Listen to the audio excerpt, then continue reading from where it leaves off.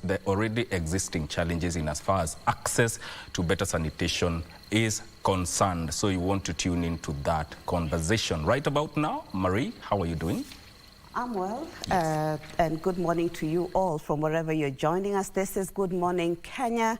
I do not want to get into the argument once again with Victor in as far as Manchester United is concerned, because as far as I'm concerned, Victor should stick to your lane. Stick to your lane. And your lane is Arsenal for that matter. So, but just as Mike has already alluded to, I'll be bringing you an update of that story. The newly crowned marathon champion, that is Benson Kipruto. We also have Beatrice Chepkoech, who clinched Kenya's first medal at the World Indoor Championships in Scotland. So all that will be coming up in the news this morning. Glad that you could make the time to start your day with us here on Good Morning Kenya. My name is Marie Yambo, and definitely let's start with the news of the day, where the Ministry of Health has scheduled a meeting with health workers unions this Tuesday in a bid to avert a looming doctor strike. Principal Secretary in charge of Public Health, Mary Muthoni, says the meeting will discuss issues raised by doctors, among them claims of delayed posting of intern doctors in the country. Here is Joseph Wakungo with more. With the nationwide doctor strike looming large, the Ministry of Health has seemingly acted swift to avert a health crisis. Principal Secretary for Public Health and Professional Standards, Mary Muthoni, says the ministry has convened a stakeholders meeting this Tuesday to discuss the doctors' demands. And I'm keeping on speaking with the unions, my good friends, that we may have small issues here and there, but we are very committed as a ministry to resolving every other issue. I'm meeting them on Tuesday, and I'm sure after that meeting we should be able to move forward and communicate on the way forward. Key among the issues to be discussed in the meeting will include doctors' call for immediate posting of over 1,000 intern doctors and medical officers. But I want them to ask them to remain calm, that we are thinking about them. Professionalism in this country is what we are looking forward to. And that does not keep away from even the graduates that have already trained and are ready to go to the market.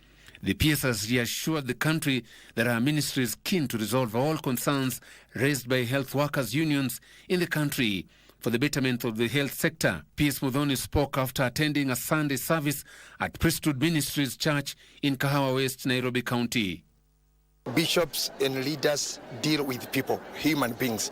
So what we should do is just work together, like what the Madam PS has done today, coming to church, speaking to our people as her own people, as a government representative or appointee, to make sure that the church also takes part katika hii hali ya kupigana na madawa ya kulevya.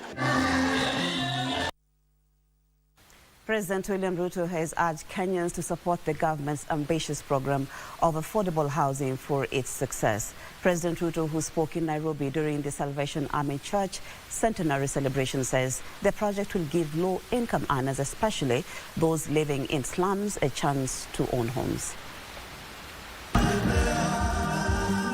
Sunday was the climax of the Salvation Army centenary celebrations held at the Ulinzi complex in Nairobi County.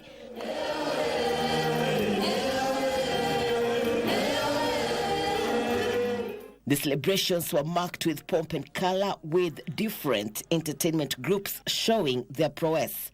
The event attracted who is who, with President William Ruto among the dignitaries present. And here, the president took the opportunity to implore on Kenyans to support the government affordable housing project. Wananiuliza, kwani nani alikuambia tunahitaji manyumba? Nataka niwapeleke hapo kwa Mathayo 25. Neno la Mungu linasema hatukukuwa na makao na haukutusaidia. Mimi sitaki kusimama mbele ya Mungu niulizwe. He said besides the project helping persons without decent shelter to own homes, it will also create jobs for thousands of youth. Ni jukumu letu, wewe ulio na ajira, wewe ulio na biashara, wewe ulio na uwezo, tuweze kuchangia katika ile levy ambayo itatusaidia Wakenya ambao hawana makao wapate makao. The president at the same time commended the Salvation Army Church for complementing government's development agenda, especially in the education sector. Mumechangia sehemu kubwa kwa masomo ya watoto wetu, kwa kueneza neno la Mungu, na hasa kwa huduma kwa wale ambao wako na mahitaji makubwa, wakiwemo watu walemavu. Our Thika School of the Blind has been a beacon of hope for so many Kenyans who had lost hope previously, that they can go there and get an education, they can go there and they can secure their future. President Rigathi Gachagua has directed security agencies in Laikipia County to end insecurity in the region, warning that laxity will not be tolerated. Speaking at Ngarua Holy Family Catholic Parish after a church service and fundraiser in Laikipia West, Gachagua said the development potential of the county has been hurt by rampant insecurity, and the Kenya Kwanza administration will not stand it. Matters of insecurity to the people of Laikipia must come to an end. President William Ruto and I intend to keep that promise. And any officer of government who comes in between President William Ruto and I and the people of Laikipia, alete mchezo hapa katikati, mambo yake haitakuwa mzuri. Yule mtu ataregea kwa kazi hapa Laikipia, hakuna transfer, kwenda one way. One way. It's Deputy President, not President Gachagua. Beg your pardon for that. Well, it was a busy weekend in the political scene as ODM leader Raila Odinga pitched tent in Homa Bay County. Odinga hit out at Kenya Kwanza politicians who supported the introduction of what he termed as punitive taxes in the Finance Act, only to turn around and complain over the high cost of living. And in Vihiga County, National Assembly Speaker Moses Wetangula revived calls for Luhya unity, urging the community to vote as a bloc. Our reporter Abdiaziz Hashim has details of the political intrigues that characterized the weekend. ODM party leaders were in Homa Bay County on a membership recruitment drive led by the party leader Raila Odinga.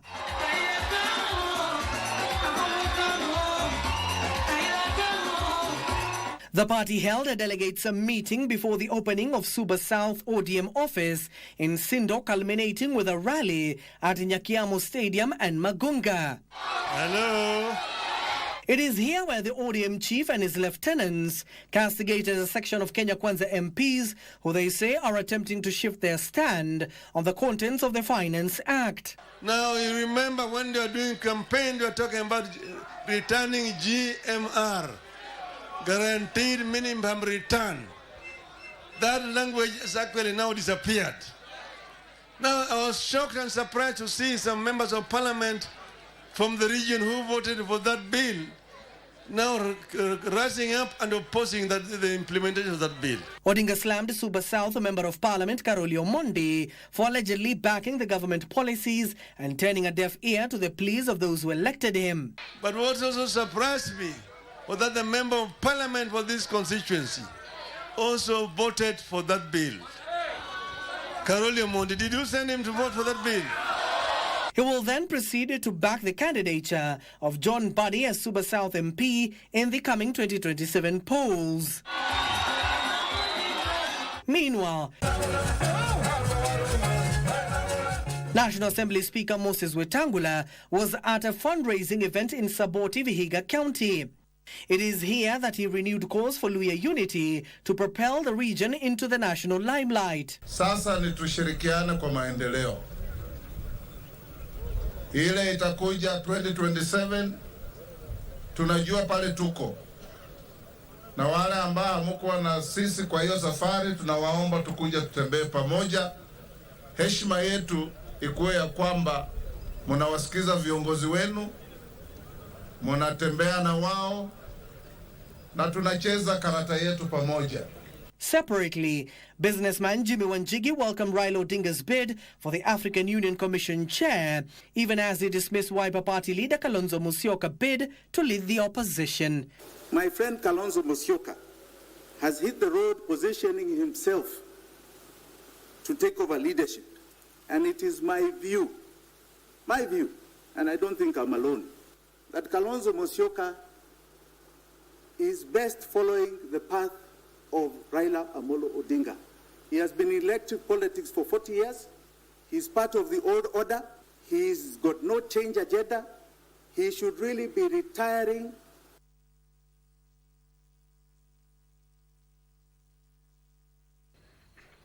We head to Kisii now, where a territorial dispute is resurfaced at Keroko town a few days after the Nyamira Environment and Lands Court pronounced itself on the matter, reportedly bringing the issue to an end. In the last 3 days, enforcement officers from Kisii and Nyamira counties reignited the boundary conflict, pitting traders from the two sides of the divide against each other. Now, the enforcement officers from both counties have accused each other of collecting revenues in areas that don't fall under their jurisdiction. Justice Mugo Kamau of Nyamira Environment and Lands Court ruled that the Nyamira county boundary extended from Masaba North Sub-County Hospital through Gusii Farmers Cooperative Union before intersecting at Kisii Sotik Highway at Bondabo. According to him, the boundary included administrative and revenue collecting jurisdiction. Ile kitu tunasema ni kwamba wajitokeza hapa hivi waonyesha wananchi ya kwamba mpaka imefika wapi. Sababu hata kama tunajua, tunaona ni vita tu inaendelea na watu sasa wafanyi biashara. Leo asubuhi nimeamuka saa 1 nikipigwa simu kutoka kwa nyumba. Eti vitanda yangu, vitanda ya wanabiashara wa Keroka imeanza kufunjwa, watu wameanza uhalifu. Sasa wakituambia tutoe vitanda, tuchukue upande gani? Na hiyo side ambao wanatuambia ambao ni Nyamira, tukitoa vitanda yetu upande huu, tukichukua pale hatuna nafasi ya kuweka hizo vitanda. And every time they are disturbing us, causing us into conflict. We are tired of this conflict. Yeah. Please, Mr. President, I appeal to you today. Help the mamas of Keroka market. Now, a family in Juja, Kiambu County is seeking financial assistance for their kin to undergo a life-saving surgery. 6-month-old Fadhili Mwangange is battling atrial septal defect, a condition that obscures blood flow. She requires 2.5 million shillings to undergo heart surgery in India, but her family is unable to raise the funds to foot the bill. The 6-month-old boy Fadhili Mwangange cries can be heard as he is cuddled in his mother's arms. His father narrates to us how the little boy has, for the first 6 months of his life, he has been diagnosed with 3 major heart conditions. Shida ya kwanza tuliambiwa akona shimo mbili ambazo zinafaa zijifunge hazikujifunga. Number 2 tukaambiwa pia vile moyo wa mwanadamu una form wake au kuform, so akona condition inaitwa unbalanced ventricles. At birth, Fadhili weighed 3.2 kilograms. According to his parents, despite constant feeding, his weight barely increased, which was a cause of concern to the family, prompting them to seek medical assistance. Pale Muthaiga ndio tuliambiwa hiyo sad news ya kwamba mtoto kile kimekuwa kinamsumbua wakati wote. Hata aongezi kilo na pneumonia za kila wakati, ni kwamba akona shida ya moyo. The family was advised to pursue an urgent open heart surgery in India. Tukaadvaisiwa kwa sababu ya hiyo hali anafaa afanyiwe an urgent open heart surgery ili warekebishe. Unfortunately, the family has been unable to raise the funds despite having sold their assets and conducted several fundraisers. Unfortunately, hatujakuwa na uwezo wa kufanya hiyo procedure mpaka sasa kwa sababu budget yake ilikuwa inakuja around 2.5 million. Na kwa hakika sisi kwa sasa hatuwezi tukaraise 2.5 million kama familia, haijakuwa rahisi. They're now appealing on well wishes to help them save the life of their son. Mtu yote ambaye anaweza kutusaidia katika hii hali ili tuokoe maisha ya huyu mtoto, kwa sababu tunaambiwa lungs zake ziko hatarini na pia hizo shida za moyo. Tunaomba nyinyi wote mkaweze kutusaidia mtoto wetu akaweze kutibiwa, akuwe mzuri kama watoto wale wengine. To support the family, you can channel your contribution through paybill number 247247, account number 549524, account name Baby Fadhili Medical Fund.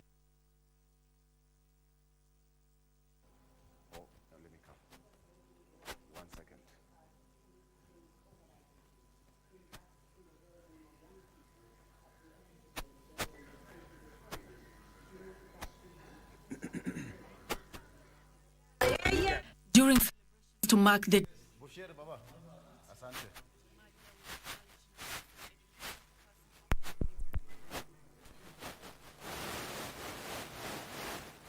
years of ministry and service to humanity. Lakini siku hizi kuna kutengwa, tumechukua kama ni mtoto, tumechukua kama ni mwenzetu, na tunafurahia kwa sababu hizi masherehe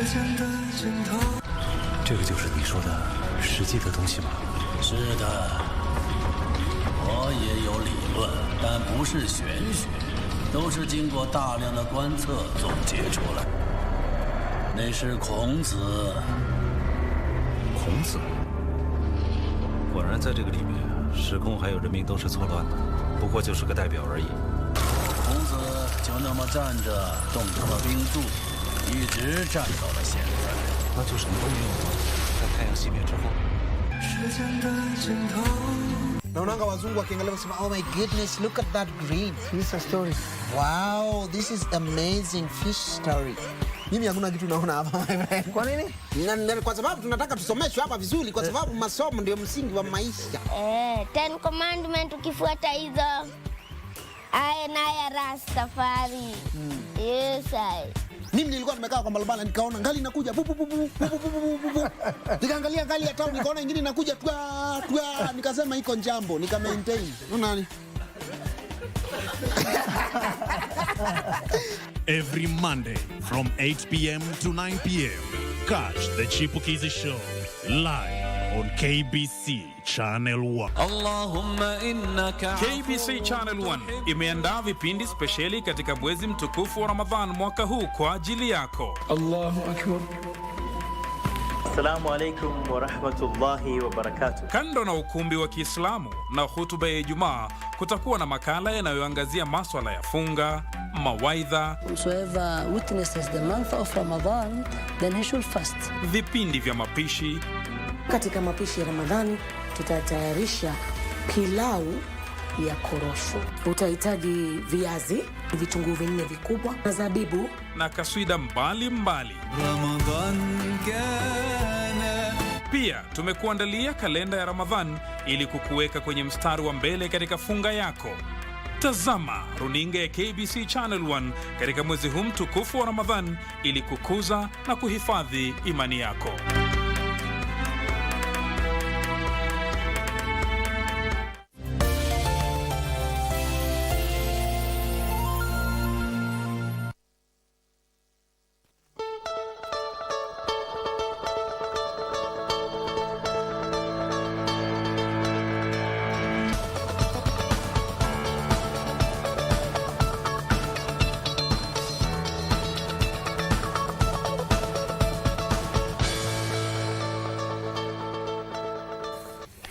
We do apologize for that sound problem, but we are back, and I'll be taking that story for you once again, where First Lady Rachel Ruto has urged the faith-based organizations to invest in the well-being of young people as they are critical in building the country's economy. She noted that the youth make up the majority of the population in Kenya and can therefore not be ignored.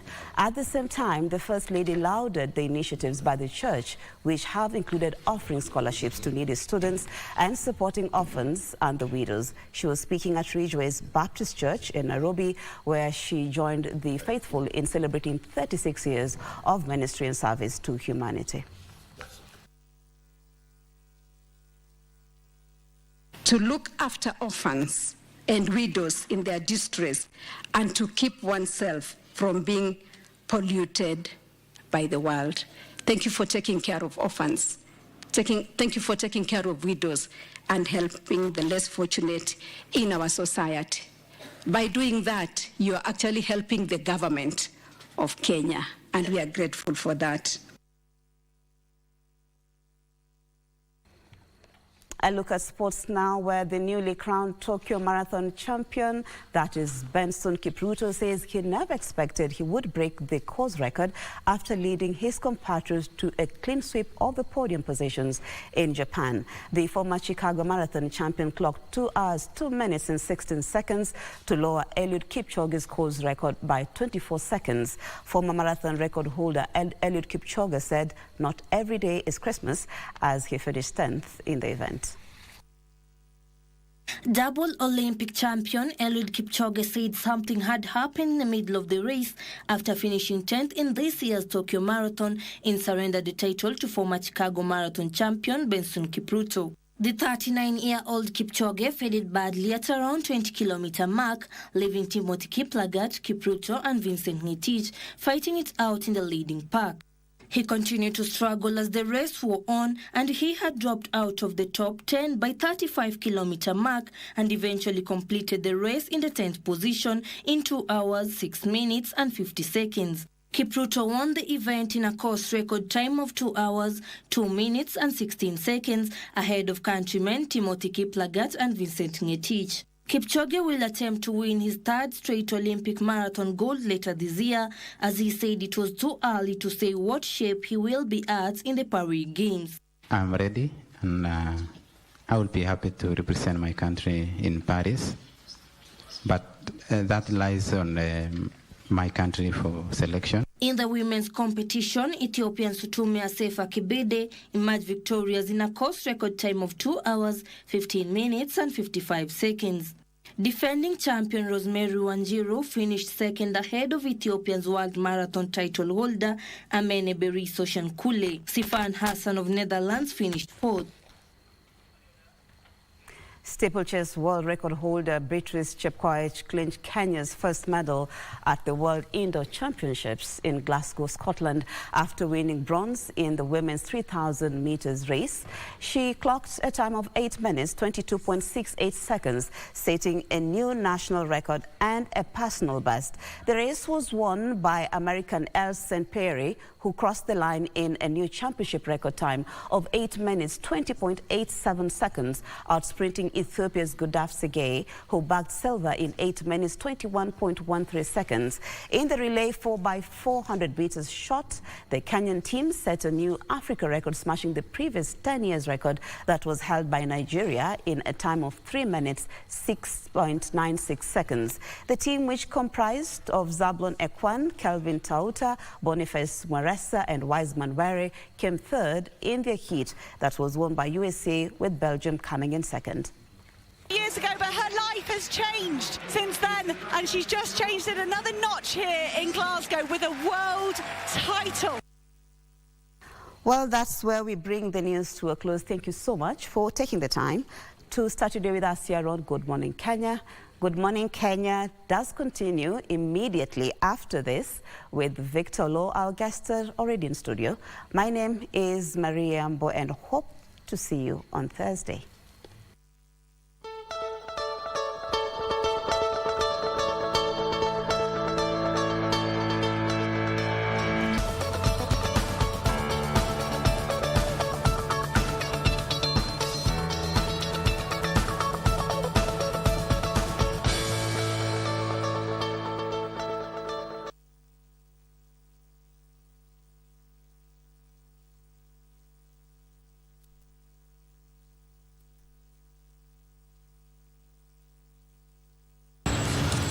At Gitimbene area in Meru County.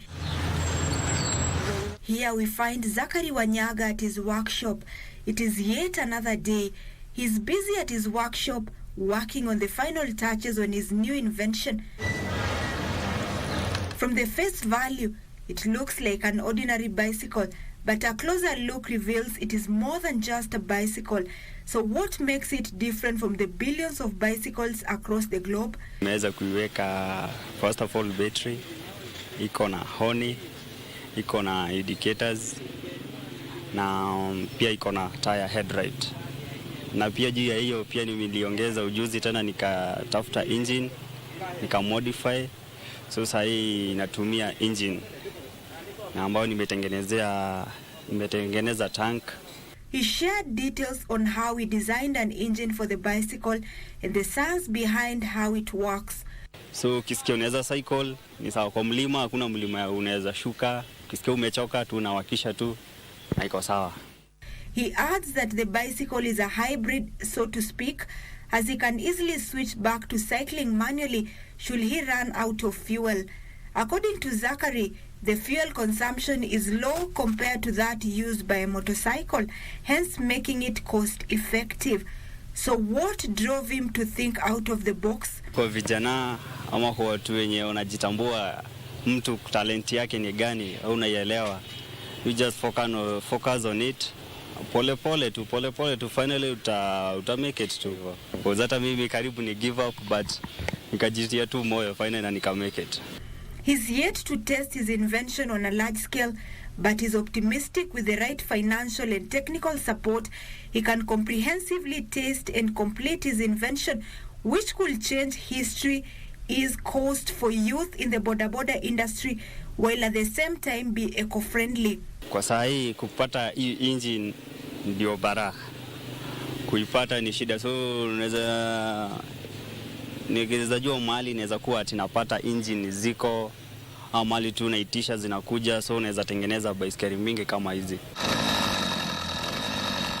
As we leave his workshop, it is not lost on us that indeed necessity is the mother of invention.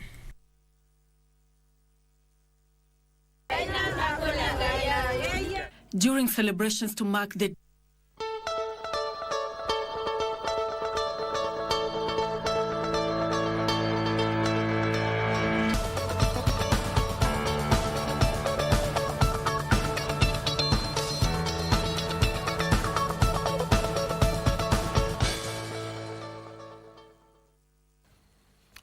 And welcome back. It's now 5 minutes past 7 a.m. Good morning. Welcome to the program. Right behind the touchscreen is the traffic situation. We want to take a look at that, what is happening across the country. Before you leave the house, of course, being a Monday, 4th of March 2024, we want to get into the political scene now and take a look really what happened over the weekend and what should be expected of us this coming week. Let me start with the traffic situation, just to inform you on what's happening. Let me start with the capital city. Yes, the capital city already is already packed bumper to bumper. This is the outlay and outlook of the capital city.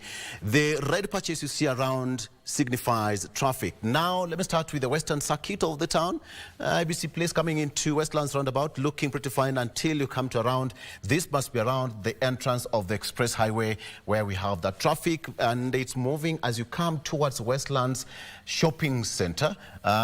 Quite busy. After that, it's moving pretty fine as you come towards Velarosa Kempinski, past Museum Hill, as you come into the CBD. We are right outside here. Again, this is as you come towards University Way now. This is where the traffic is. How about Expressway going towards Thika Road? Thika Road already is a mess.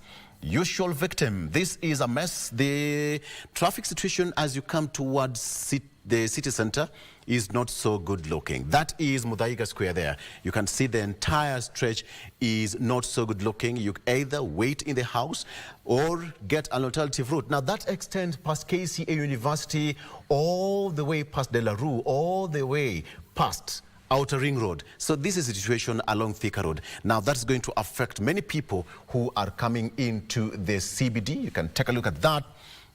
All right, and as you come towards Kiambu Road, this is also extending past DCI headquarters. Now, today is both sides. Past DCI headquarters, this headed towards Four Ways there.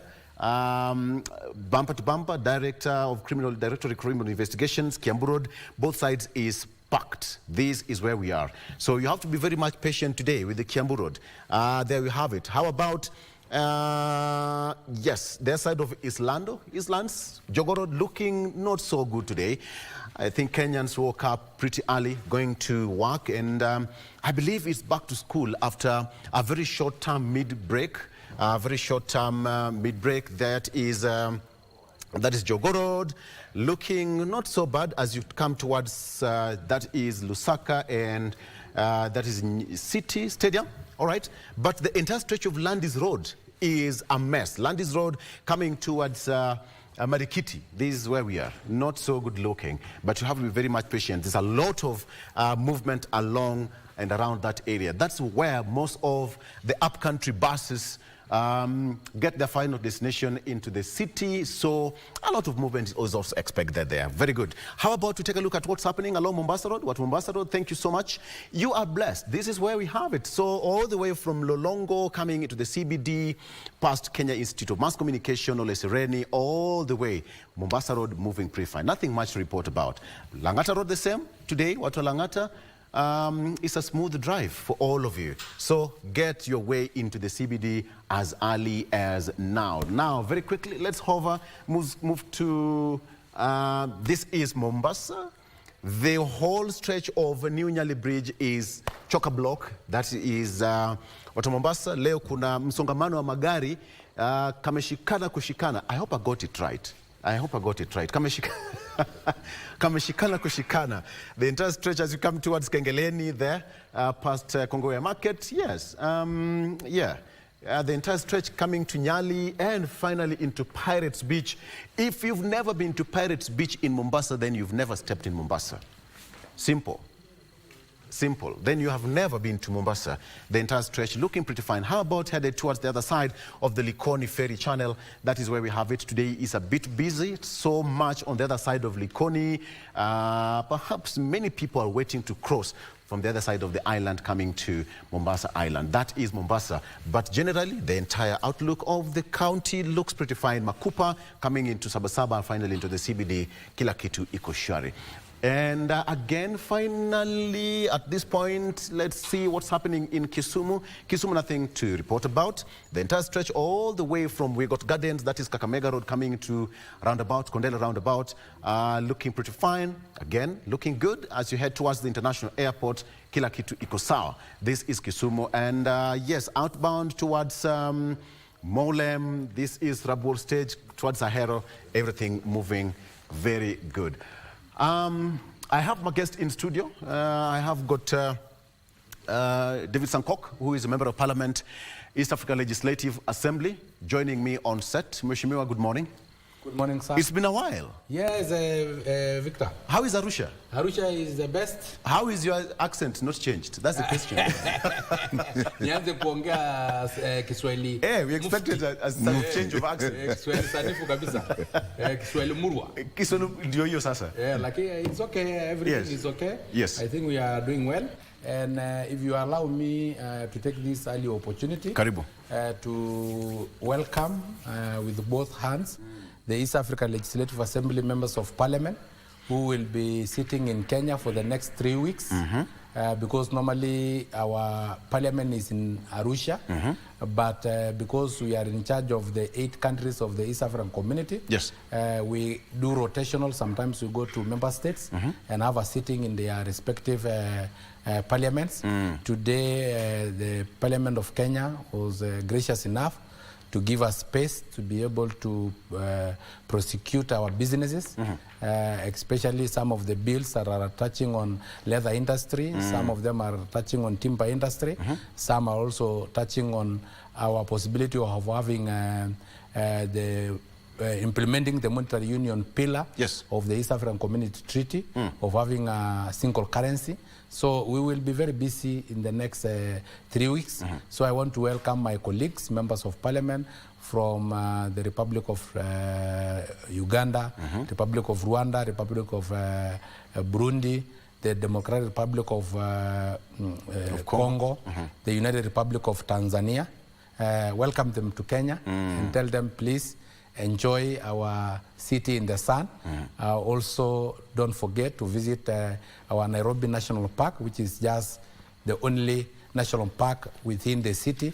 And also, don't forget to visit Masai Mara in the South, Amboseli and Savo, and other tourist attraction sites that are within Kenya, Mount Kenya, Mount Elgon. And you can go skating in Mount Longonot. So I welcome them to Kenya. Karibu sana. I'm sure they will be very comfortable. Yes, we'll talk about much about that, because I'm so sure many people really want to understand what's really going to happen in the assembly for the next 3 weeks now that we have that sitting happening in Kenya. You'll tell us more of that and what you should expect. And on that note, taking a look at the traffic, there is no traffic in Narok. What's happening in Narok? The entire stretch is is clear. This is Dukamoja as you come towards Narok. Hakuna traffic hapa. What's happening? Wamasai bado wame... my friend, unajua saa hizi ni wakati wa kulima shamba, wakati wa kutoa labda kama ni viazi, kwa sababu viazi ndio itatoka huko Narok. Bado shamba watu wanatoa. Why am I doubting? Kufikia saa 8 I'm doubting kutakuwa na jam. Pia ng'ombe ndio zinaenda sokoni na ndio zinachinjwa. So kufikia saa 8 hivi utaona. I'm doubting. There is no traffic here. Mheshimiwa James, you didn't see my car because I have just come from Narok early in the morning. And that is quite surprising, because you woke up in the morning and you are here right now from Narok. Yes. And so I drive myself. Okay. Dr. James Nikala, karibu. Good morning. Are you surprised that Narok is free now? There is no traffic in Narok. Well, I use that route quite often for that reason. Yes. Instead of going to Naivasha, Nakuru, I go down to Narok, then Bomet, Kaplong, Chepilat, Chepilat, Ikonge, Yugis, and I'm home. Chabera, Ahero, Kisumu, Seme. I get that. And talk of Seme, again, there is no traffic in Seme. You see, we can't even locate the roads in Seme here. We only have Kombewa District Hospital, Kisian. We are hardworking Kenyans. They are in the lake. It means... than the lake. I mean, yeah, the lake is here. Again, there's no traffic Kenyans in the are lake. still doing their business in the shambas, in the lakes, and everywhere. So they'll get into the roads later. Right. Yeah, you know, in town, we have this strict 8 o'clock when we start business. In the rural areas, by that time you should be in the shamba. Actually, it's 5, as early as 5 a.m. People are in the shambas. Yes. Yeah, and it goes all the way up to 11. Actually, I think when it gets to about 11, you may see more traffic. Yeah. Now they're coming from the shamba. People are from the shambas, Absolutely. Even if you hold meetings in the rural areas, during the rainy season, you don't hold a meeting at 8, 9, 10. No. Nobody will come. You go in the afternoon when people are finished their shambas.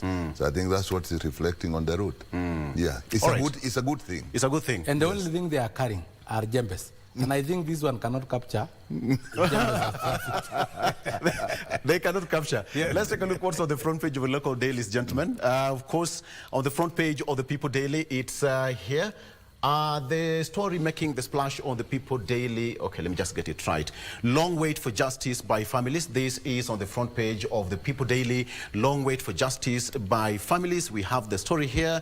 Let me get... Okay, it's acting up today. All right, but then, okay. Relatives of slain Rongo University student, former lawmakers and peasants look at courts to conclude cases that were filed decades ago. Of course, there have been that kind of complaints that there is a serious backlog of cases in the judiciary and courts in Kenya, but they are doing whatever possible to make sure that those cases are completed within a record time. Auditors queries 5 billion shillings insurance for police and prisons. This is again on the front page of the People Daily. But the story that has been making headlines over the weekend is now Tokyo Marathon winner, who is now Benson Kipruto, who is celebrating his win at the Tokyo Marathon that is on Sunday. He defeated Eliud Kipchoge, who became 10th, but he is the new winner. But of course, a winner is a winner, and they say that Eliud Kipchoge is still the greatest of all times. But gentlemen, let me come back here and talk about this, probably 1 minute each. Still on the front page, long wait for justice by families. This is not something new, Mheshimiwa Sankok. This is not something new for majority of Kenyans who are still waiting for their cases to be concluded in the courts. I think to that I will allow Dr. Nyikal to comment because he's from the Azimio side and they are the activists. And whenever we try to comment about the courts, they say that judiciary should be independent and they should not be ganged, you know. And you see what is happening. You know, when we point fingers at them, it's not that we want to trunch at their independence. We want also them to be independent, but also to work, so that at least such families can get justice. According to the People Daily, it says that some cases go back, filed decades ago. Away. So decades ago would even mean 30, 40 years. Yes, and that's why I will allow Honorable Dr. Nyikal to comment. They are the activists that are normally telling us, Kenya Kwanza, shut up your mouth. You are destroying the independence of the judiciary. So let him tell us. Dr. Nyikal, you are just charged. The fact that there are delays in court is something we've had for a long time. It is definitely not a good thing. Because justice delayed is justice denied.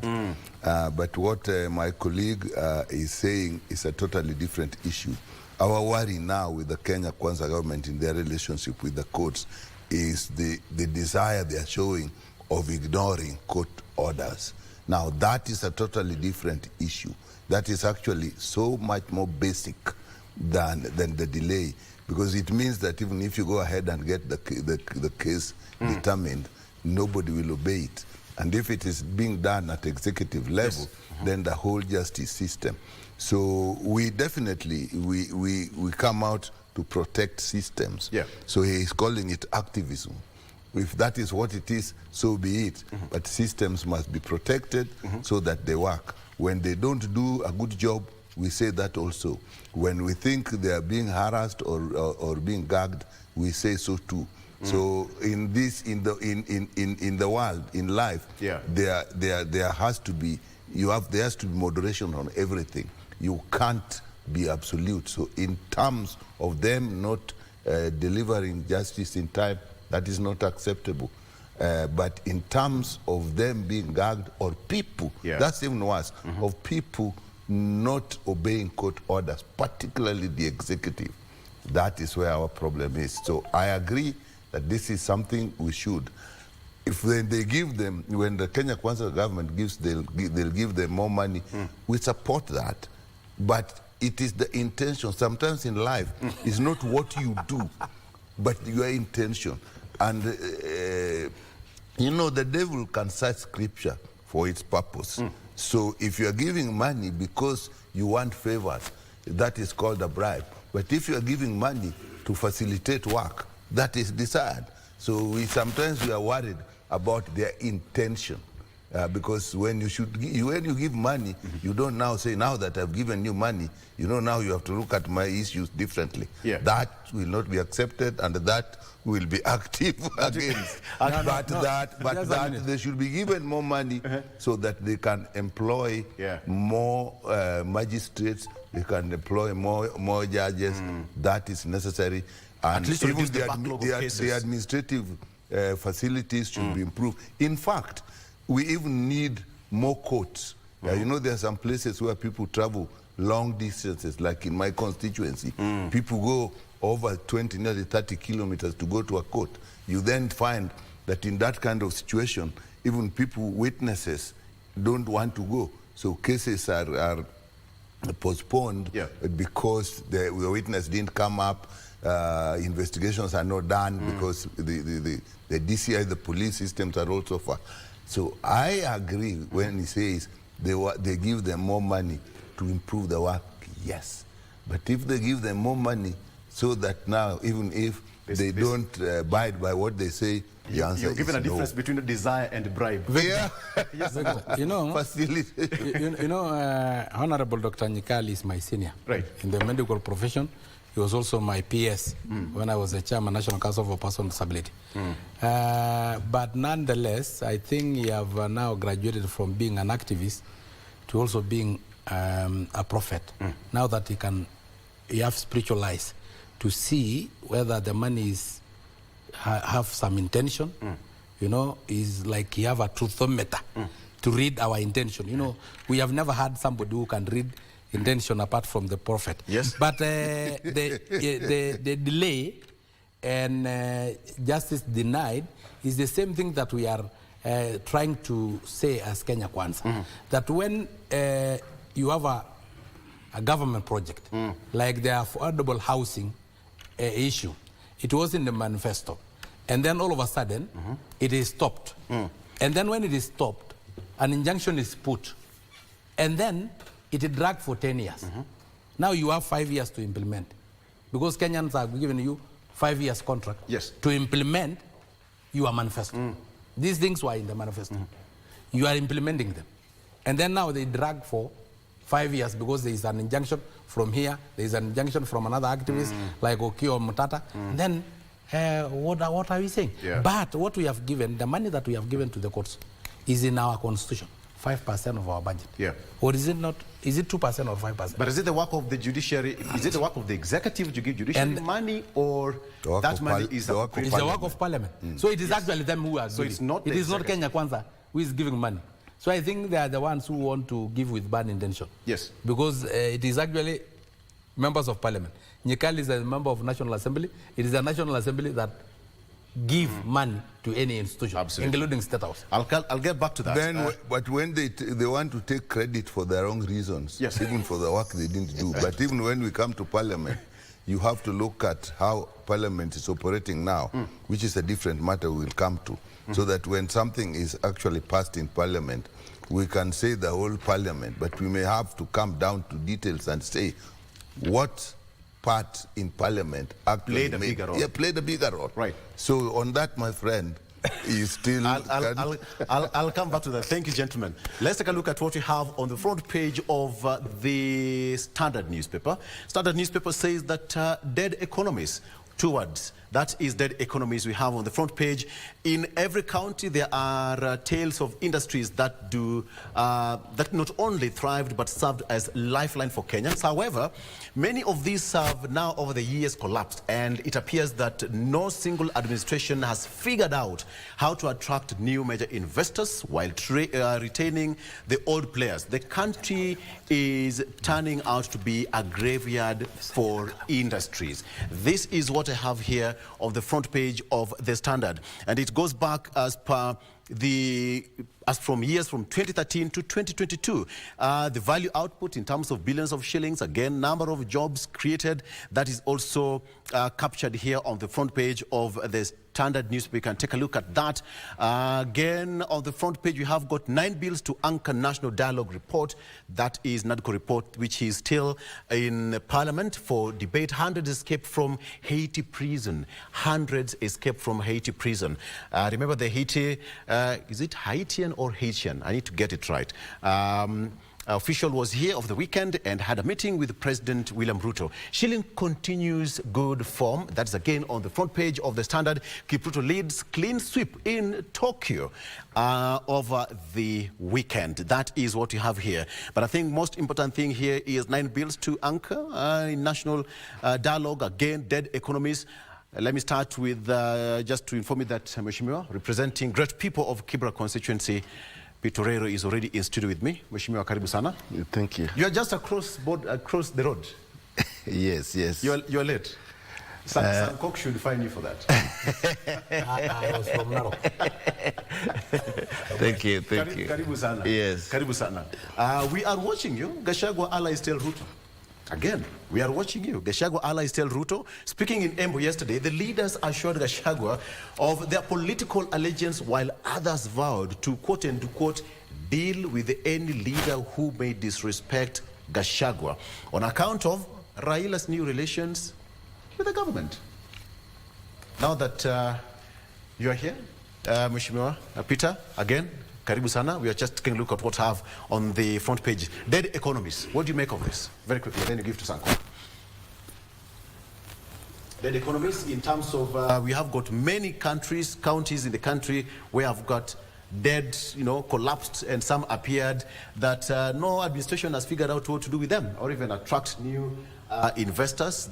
Some of them are dead. That is new on the front page of the Standard newspaper. But perhaps let me take you back to the People Daily. What do you make of this? Long wait for justice by families in the corridors of justice. Again, from the front page of the People Daily. Are you a victim of court delays in as much as the justice is concerned? Mheshimiwa. Of course, all Kenyans are victims of court delays. One of the reasons is that there are quite a number of pending cases in the judicial circles. I think the number of magistrates, the number of judges are not commensurate with the number of cases that we have. Yes. And also our judicial system, the way it is formed, you realize a case can take as many as 10 years before the judgment is done, and justice delayed is justice lost. So when you delay justice in the corridors of judicial services, many families feel aggrieved. And this must be sorted out in our country. We must look at ways. We must reform the judicial service and the judicial system so that we get justice instantly. In fact, we should come up with laws that cases should not go beyond 6 months. Just like when we have presidential elections, we are given just maybe within 1 month, and the cases are 2 weeks or sometimes. Yes. So this should apply in all cases within the corridors of justice. And I think Kenyans are not getting the required justice. Yeah. And I'm sorry, because we are also members of parliament, we need to come with the judicial bills and laws that govern the timelines that will take when we have cases within the corridors of justice. Yes. All right. Let's take a break. On that note, we'll be coming back with more to discuss. We want to take a look at really what's happening across the political circle. So please stay with us. Don't go away.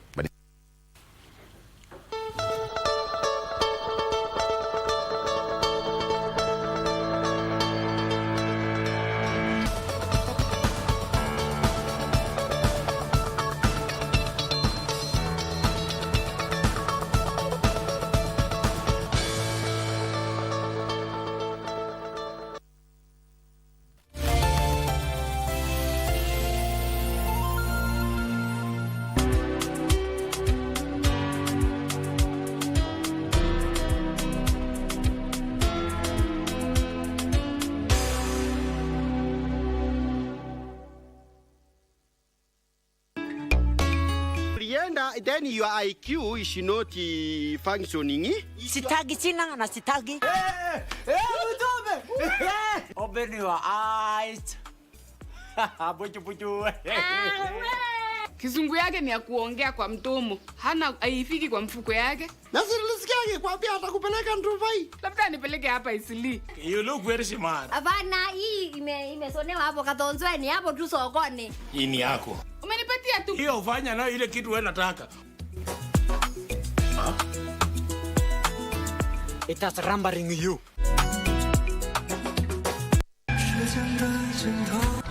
这个就是你说的实际的东西吗？是的，我也有理论，但不是玄学，都是经过大量的观测总结出来。那是孔子。孔子。果然在这个里面，时空还有人民都是错乱的，不过就是个代表而已。孔子就那么站着，动成了冰柱，一直站到了现在。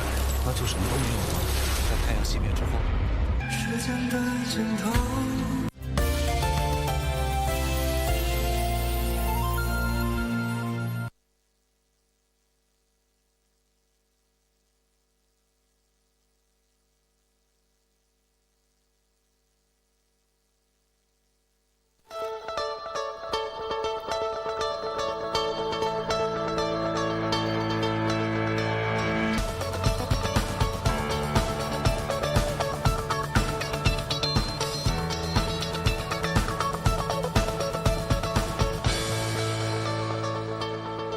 You're still watching Good Morning Kenya. Now, let me take you through the front page of the Daily Nation. What do you have here on the front page of the Daily Nation? Senators move to corner governors. This is what you have making the splash of the Daily Nation.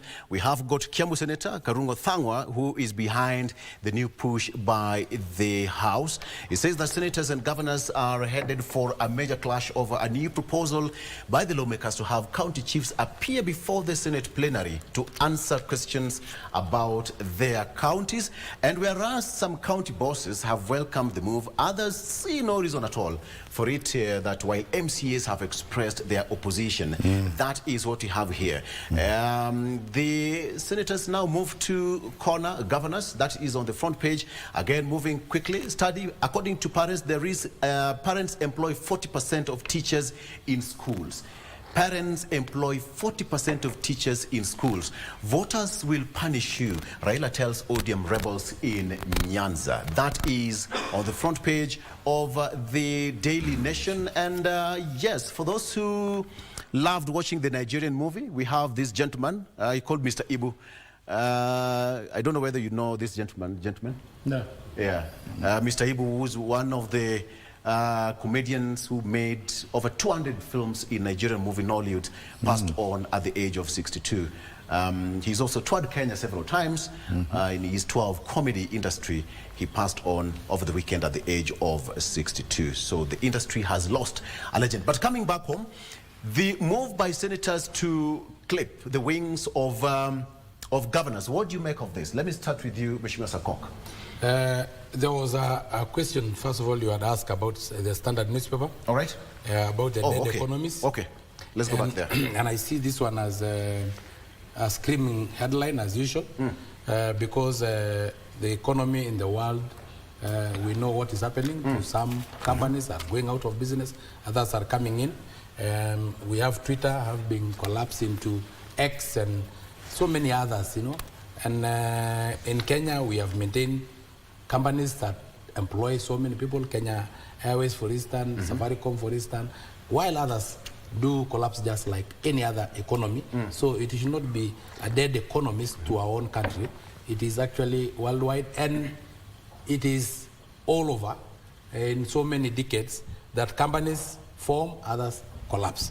And then coming to the other issue of we are watching you, you know, it was in the Standard, you had asked that question, we are watching you, Kashagwa allies tell Ruto. And, yes, yes. I'm sure it is irrelevant to this issue of Raila going for AU. And I can tell you, my friend Victor, that all Kenyans are supporting His Excellency, the Right Honorable Raila Odinga Agwam, for the AU chairmanship. For two reasons. One, is a Kenyan like all of us. Two, is more qualified. Is the only soul alive that I see can carry the aspiration of our Pan-African forefathers of uniting Africa into the United States of Africa. Yes. So all of us agree on that. And again, all other regions in Africa, the Western region, the Southern region, the Northern region, and the Central region have gotten that opportunity of leading the African Union Commission. It is now the turn for the East African region, and the only person who have come out and campaigned from the East African community is Raila Odinga. So for us as Kenyans, it will be unpatriotic for any of us not to support. It is not saying that there is a handshake. No. In but fact, this sounds a bit harsh when I think it was just Gachagua allies now telling Ruto. And let us not say Gachagua allies.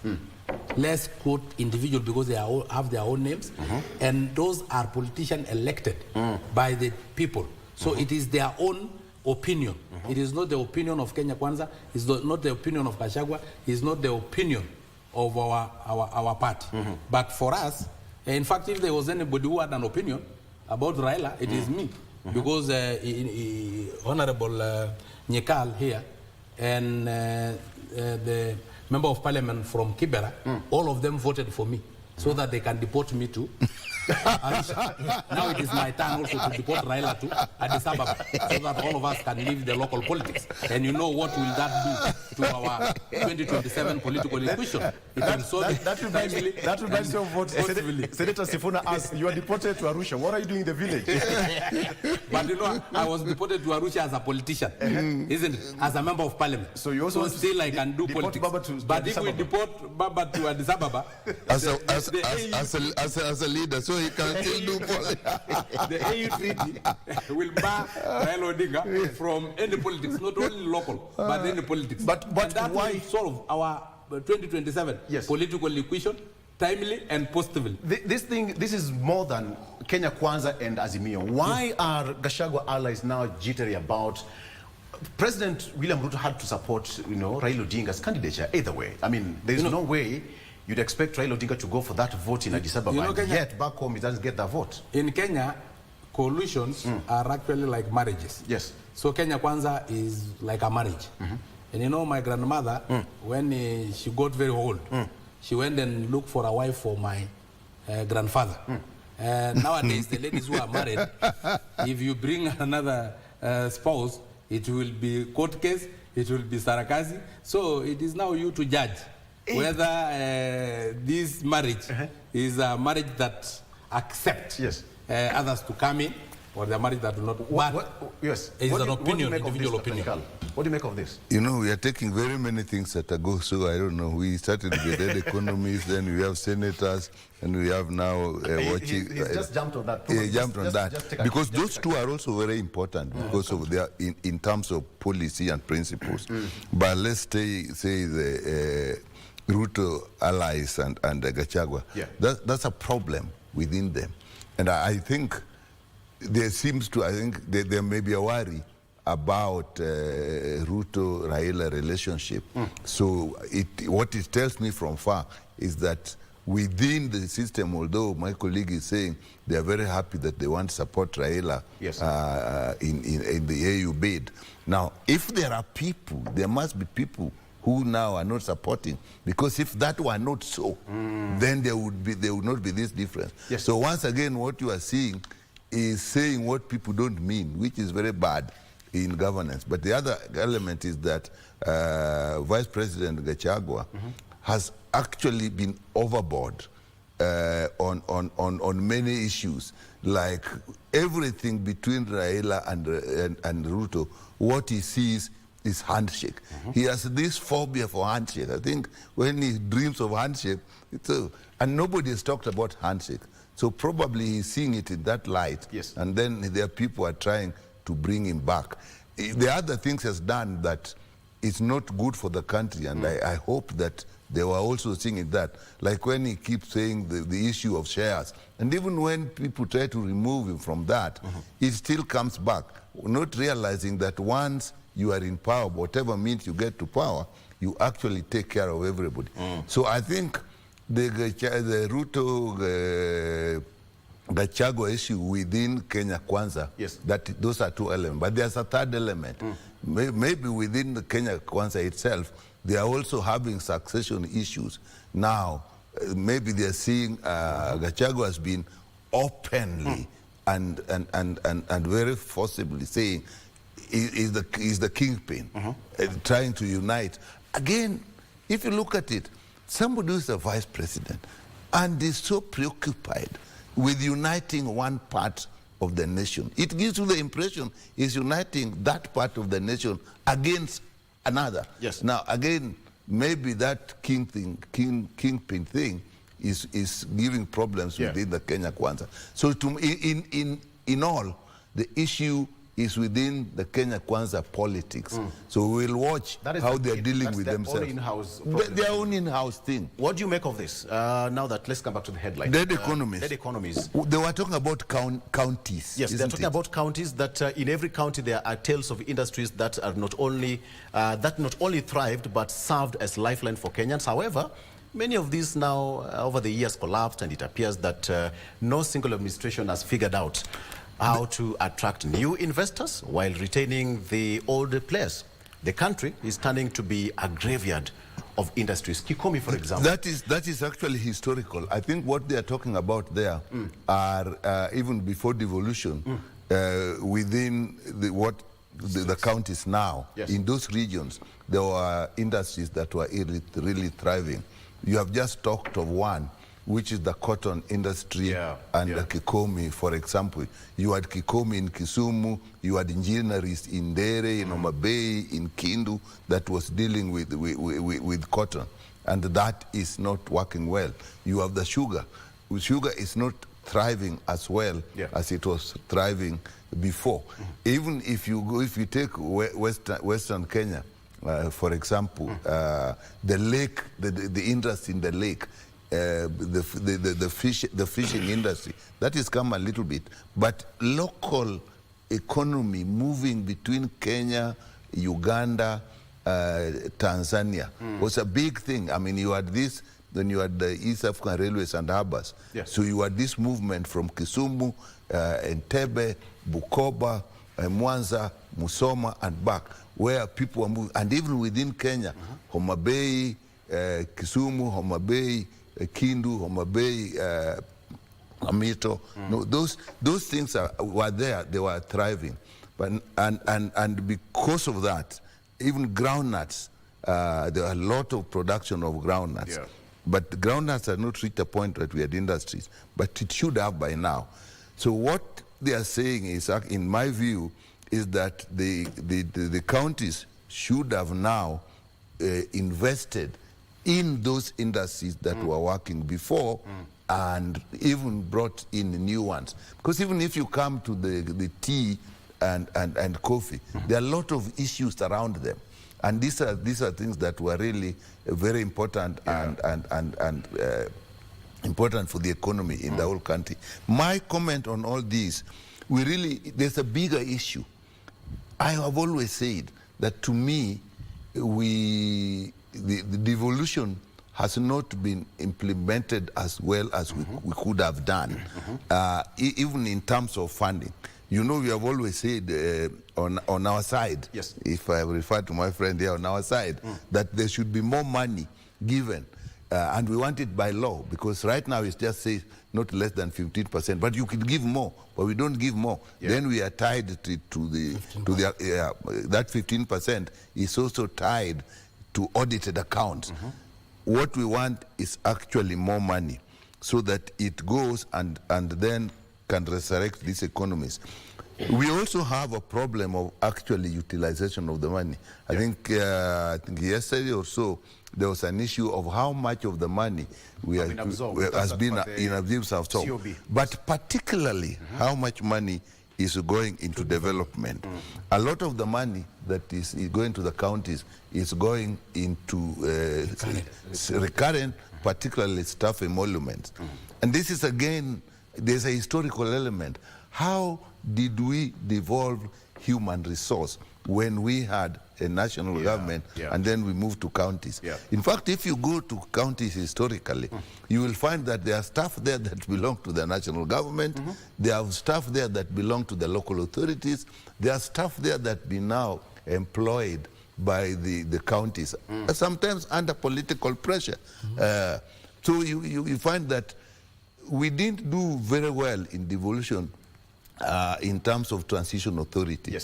Human resource, I don't think the transition was done very well. Even resources itself, even these industries we are talking about, had we done well, in my view, in terms of transition, we would have flagged them out, so that when the countries are now doing their integrated development, the documents, the IDPs, then they should have been flagged out for them. But let me ask you, so, in other words, we just have to go back and look very seriously at devolution, give them more money, support the national government. There is what I don't like myself. There's an adversarial relationship between county government and national government. That's totally unnecessary. It actually should be a cooperative relationship, because the national government has nearly over 100 years that structure has been developed. The counties are developing their structures within just 10 years. So definitely there are a lot of experience that needs to be moved, and even the structures in the counties. Yes. Some of them were inherited, so they still have vestiges that are in the national government that need to be sorted out. But in this case, so it's a serious matter. You've had that discussion that the Ministry of Health is now trying to bring that discussion where health should now be reverted back to the national government. Have you had that discussion in the corridors, Mheshimiwa? Now let me tell you that. Hold that. Okay. Mheshimiwa, don't you think that this is just a matter of priorities? A matter of priorities, that each county government, perhaps, they should have a conversation that if you're a governor, these were some of the projects that were there way back in the days. For example, Kikomi, we have got, Miwani, we have got, do we have any industry in Masai Mara, in Narok? Yeah, there were a lot of industries. Some of them have gone, some of them are still. Exactly. Then do you think that governors should be given that mandate and direct communication that, hey, you are the governor now, there is money. Please make sure that some of these industries are up and running, because you'd imagine the number of people those companies used to employ. Mheshimiwa. I think Kenyans, we have not understood why devolution came. Because the idea behind devolution is to bring governance closer to the people. Right. Not just political governance. We need economic governance. And everything revolves around both economic and political. And the mandate of the governors, I think they have not really understood, because they should govern those counties independently. They only cooperate with the national government in certain areas. But again, the leaders, those who are in leadership, have not accepted that this country is now completely devolved. Because if they were to understand the aspect of devolution, then they need to support the governors to spur developments in those areas. And governors, last week you were in a county where we were attending investment forum, caucus. The ideas that those counties have to bring industries, to bring what can spur economic development, that is what we should be seeing in all the counties. They must have independence in terms of priorities, industrial priorities, what they can develop as governors. They need to look at the areas, what the areas can offer in terms of industries. They need to go to those industries that had collapsed and ask themselves, why did these industries collapse? What can they do? What can they ask the government to support them to resurrect those industries? And how can they absorb the local so that they can spur economic development in those areas? I think we should have the leverage. We should give them the leverage to operate not really as independent, but to develop independent economic strategies that can spur a development. Without any connection with the national government? Yes. But see, the problem is now the national government have a word, because money comes from the treasury, and the executive must have a word. I mean, you know what we need to anchor in our constitution, that this money for devolution must seamlessly be transferred to the counties, and not necessarily 15%. We need the government to give more money to the counties, so that the aim of the government is to serve the people. And how do we serve the people? Through devolution. So what the government wants done in certain counties should be channeled to the county governors. So we should not have a restriction that it is just 15% of the money that should flow to the counties. The government can decide even to give 50% of the economy, to give to the counties. This will spur development in those areas. So I believe that if the national government were to act in good faith, they must be able to seamlessly transfer enough monies to the counties to spur economic developments, especially the industries that collapse in certain regions. But these have historical linkages, these collapse industries. You realize every coming government they have their priorities. But after independence, we had enough of these industries in almost all the regions. I think it was envisaged that one time they will be serving the locals in those areas. But successive governments maybe have had their priorities differently. When we had cotton growing in certain parts of Nyanza, we had serious economic growth. We had Kikomi industry, we had sugar industries, so successive, and coffee also. When you look at coffee, initially, coffee was doing very well in Central. But after certain successive governments, the coffee industry almost came to a halt because their priority were different. So we need governments with the right priorities, looking at the people and looking what they need to get from those people.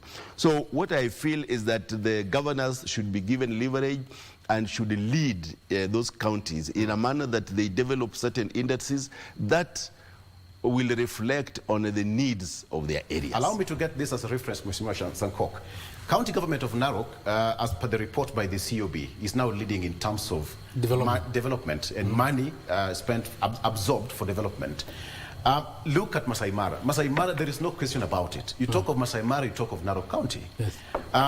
Perhaps that is now your flagship as a county. You come from that region, so you are proud of that. But then, is it because the respective governors who are coming there, their mind is focused on making sure that Masai Mara is stable and running as per the way it used to be, even during the forefathers? I think, first of all, we are missing the point. Because in terms of industries, we are talking about money being transferred to the counties. I think government interfering with industries. But I think industries are supposed to be privately owned. Yeah. If they are actually owned by government, they are bound to fail. Most of the industries that are private are thriving. The government only function is to license and to create a conducive environment for industries to thrive, like the infrastructure, social amenities. And that is why the county of Narok is leading in terms of development, because ours is to develop the road network, so that to enable any private individual, any company that is outside there who want to invest within Narok County, then have that conducive environment, have that road network, and have the necessary infrastructure and what's social really amenities. in that report? Why is it Narok leading? Narok is leading because we have had a governor who is like a manager, who is a CEO, not so much into all these issues of politics, but focused. The same with the current governor. We are really focused on infrastructure. And if I can give you the industries, because we are in terms of industries, Kenya Breweries, for instance, is thriving. It is in Nakuru, it is in Narok. It have never collapsed. Why? It is privately owned. Ours is just to make sure that the road network... Is it not because you are good customers? The barley plantation? No, I've never taken any alcohol throughout my life. So I'm not a good customer, but I'm a seller of barley. That is one of the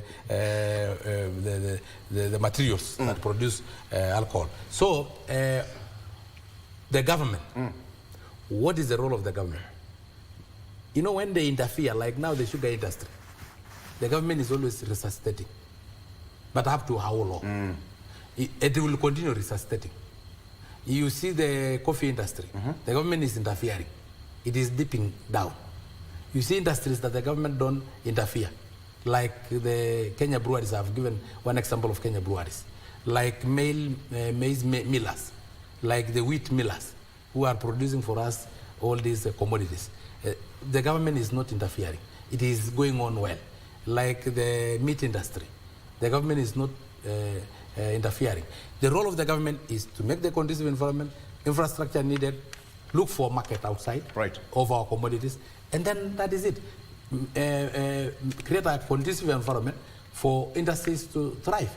But the issue of maybe having money to put into industries or governors coming in, developing industries, as who? And which industry? Do they really know the economy and the world economies? You know, it is about the world economies, because we have to produce something that it is good for the market. So I think we are missing that point on the government interference. For me, I don't really need the government to interfere on industries. Now you had a question, you asked a question on why is Narok leading in development. First of all, if you have the right governor, then be assured, Narok have not only led this time, it have always been leading. The first time it was number 2, and then it became number 1 in terms of development, and it's a control of budget. And you know the control of budget that we have currently is very serious.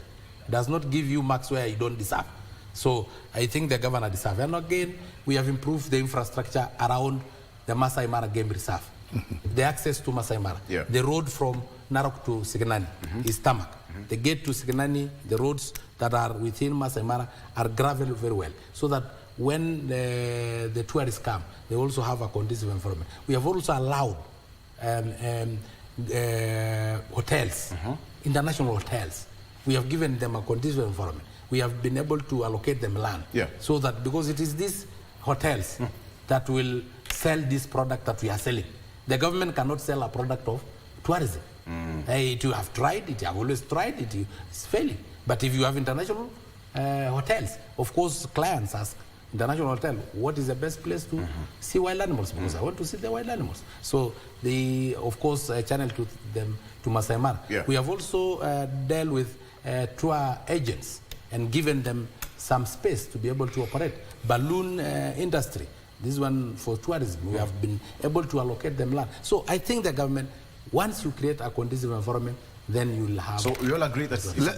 Let me agree with him. Yes. And he has actually made the point, except that infrastructure, that is key to development. The infrastructure can be physical infrastructure, even legal structures, and so on. Those must be done by the government. Right. And they really like the physical infrastructure. Like in Narok, I think roads are key. Those roads are key because tourism is number 1. Now, where does that money come from for roads?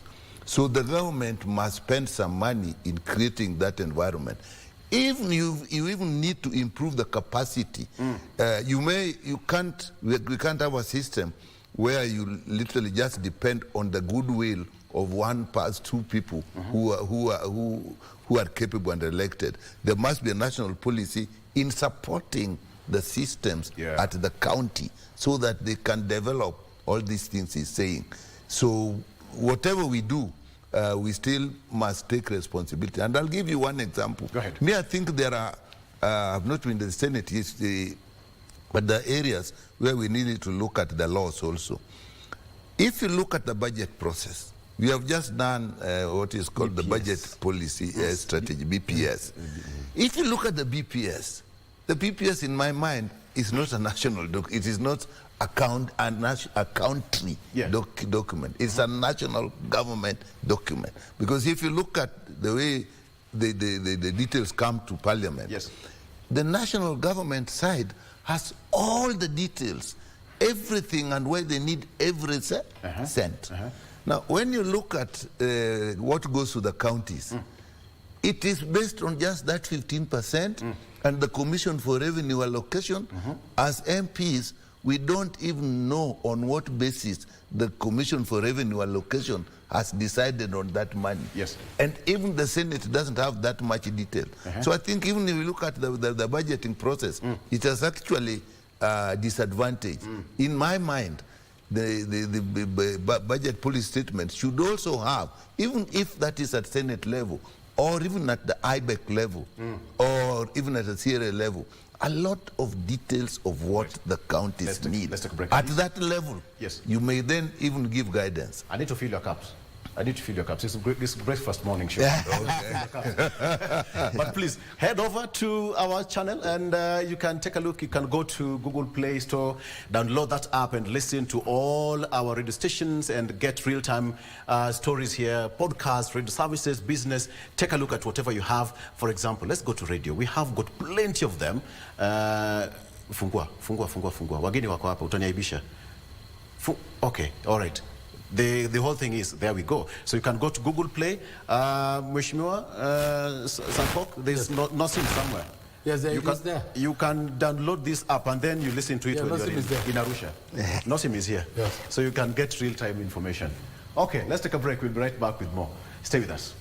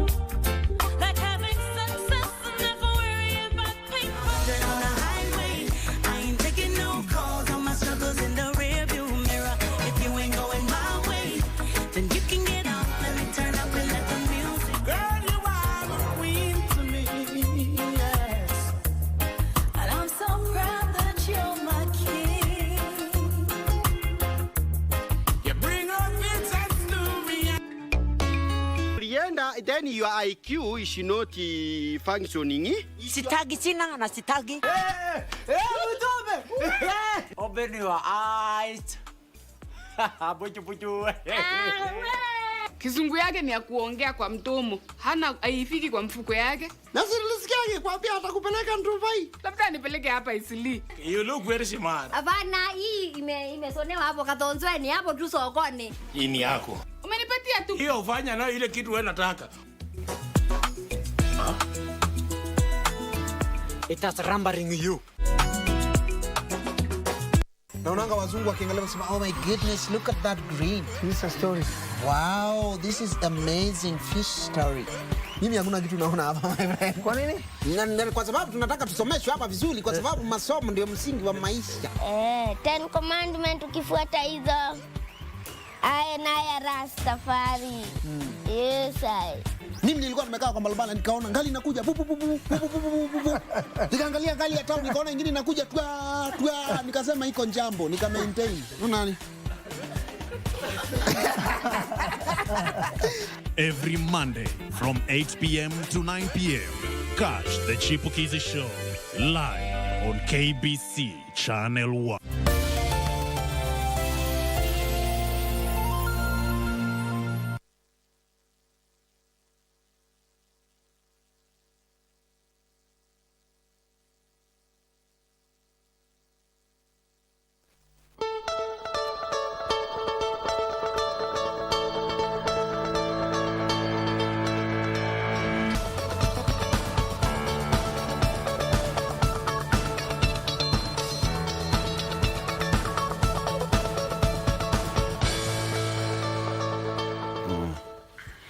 All right, welcome back. Now we're taking a look at what's happening across our borders. Now, on the front page of our local dailies now, there's that issue of the Senate moving to clip powers of governors.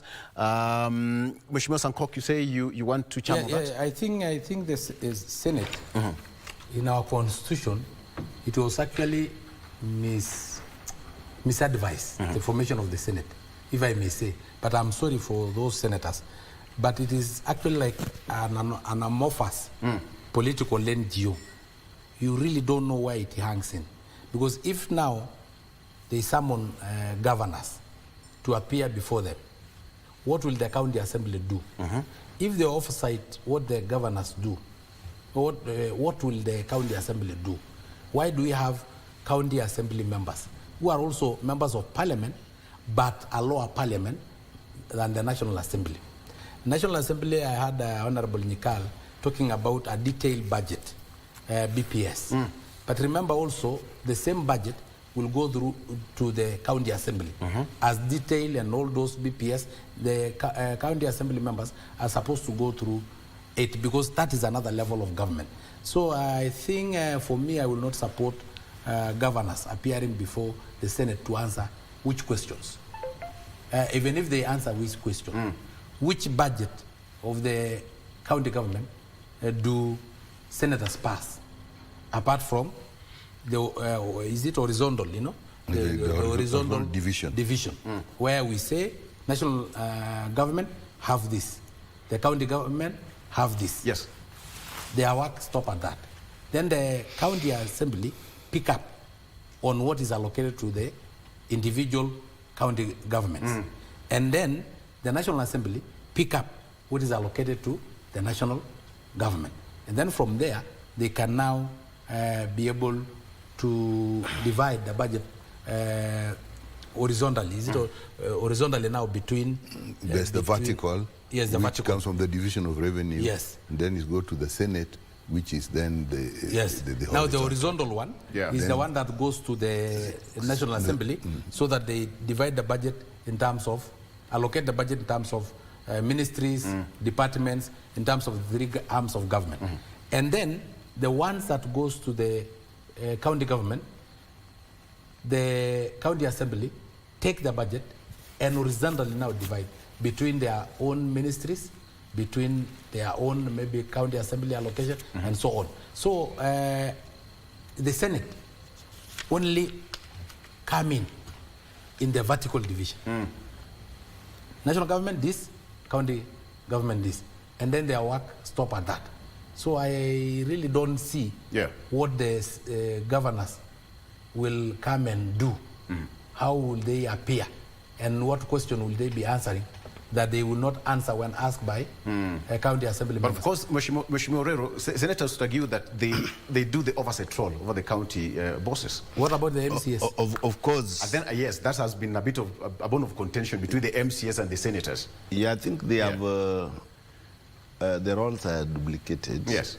We have a duplication of roles, and they have been doing up to a certain level of oversight over the governors. We have each county as a senator, which also has an oversight role. But basically, the governors, the role of oversight for the governors should be done by the MCAs, because that is also a government of its own.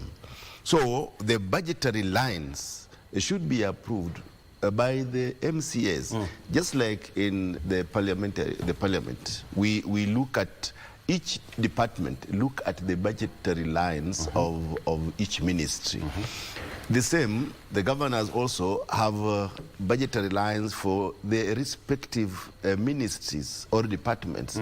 And this role should be left for the MCAs because they also have a level of knowledge of what is required within their system. So I think when they want the governors to come and appear before them in a plenary, I think they are missing the point, because already we have the legislations governing the oversight roles that they provided to the governors and other oversight roles provided by the MCAs. So we need to strengthen the capacity of the MCAs within the local authority so that they can offer effective roles within their system.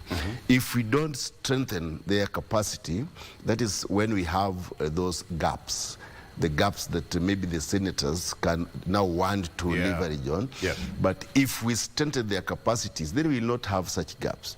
And I think we also need to relook how we define the roles of the senators within the counties and also within the Senate at the national level. But the only thing that they cannot do, Mheshimiwa Nyikal, is that MCS cannot summon a governor to answer questions before the county assembly. I think, in my view, what we are looking at is strengthening the county assemblies. You know, when the Senate starts to feel like there's something missing that should be done in oversighting the governors, the question you are putting is then what is the role of the county assemblies?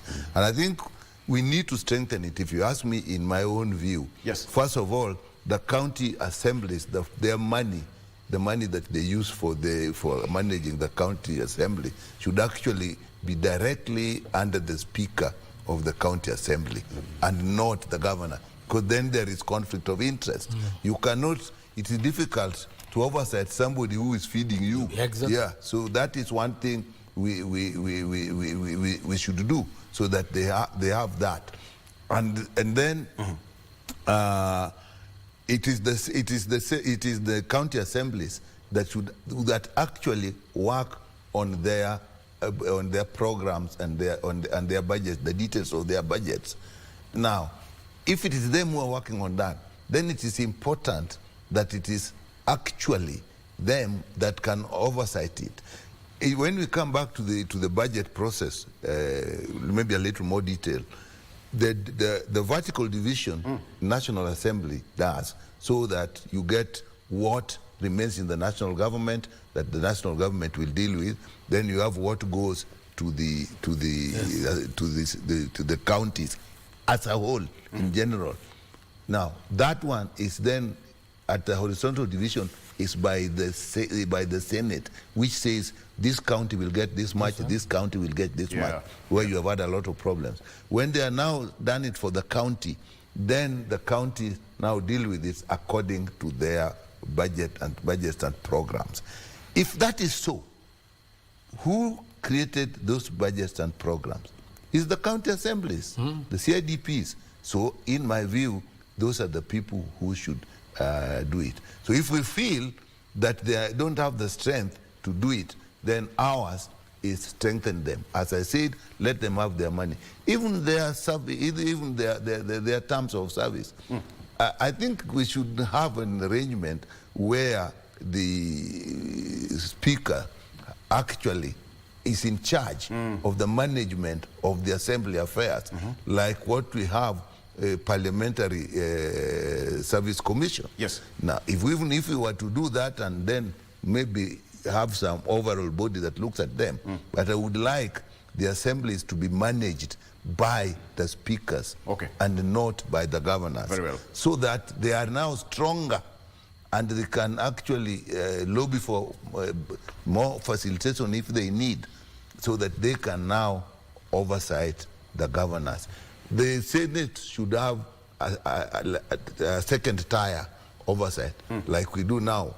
If they have the county assembly has decided on something, and probably the governor is feeling this not right, maybe at that point the Senate can come and say, let's have a look at it. But day to day, I would still leave it to the county assembly. Members of parliament? Who will oversight the way people using your CDF?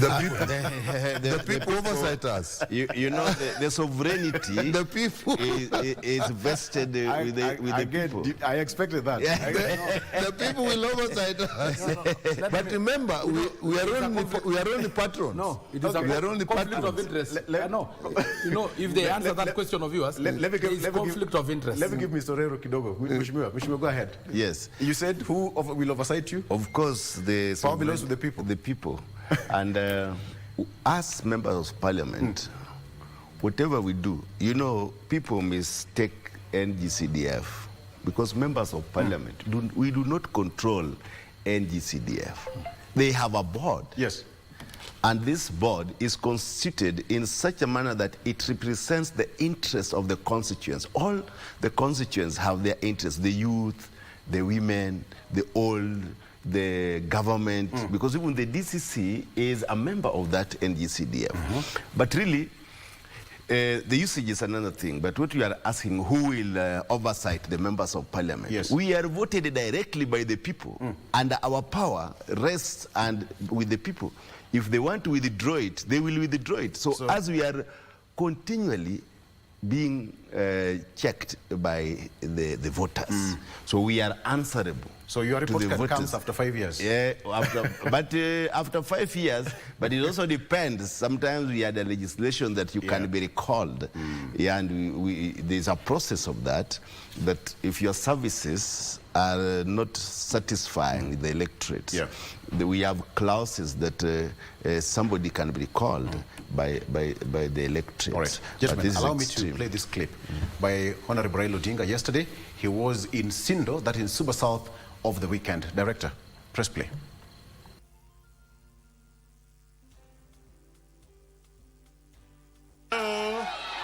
It is here where the ODM chief and his lieutenants castigated a section of Kenya Kwanza MPs who they say are attempting to shift their stand on the contents of the Finance Act. Now you remember when they were doing campaign, they were talking about returning GMR, guaranteed minimum return.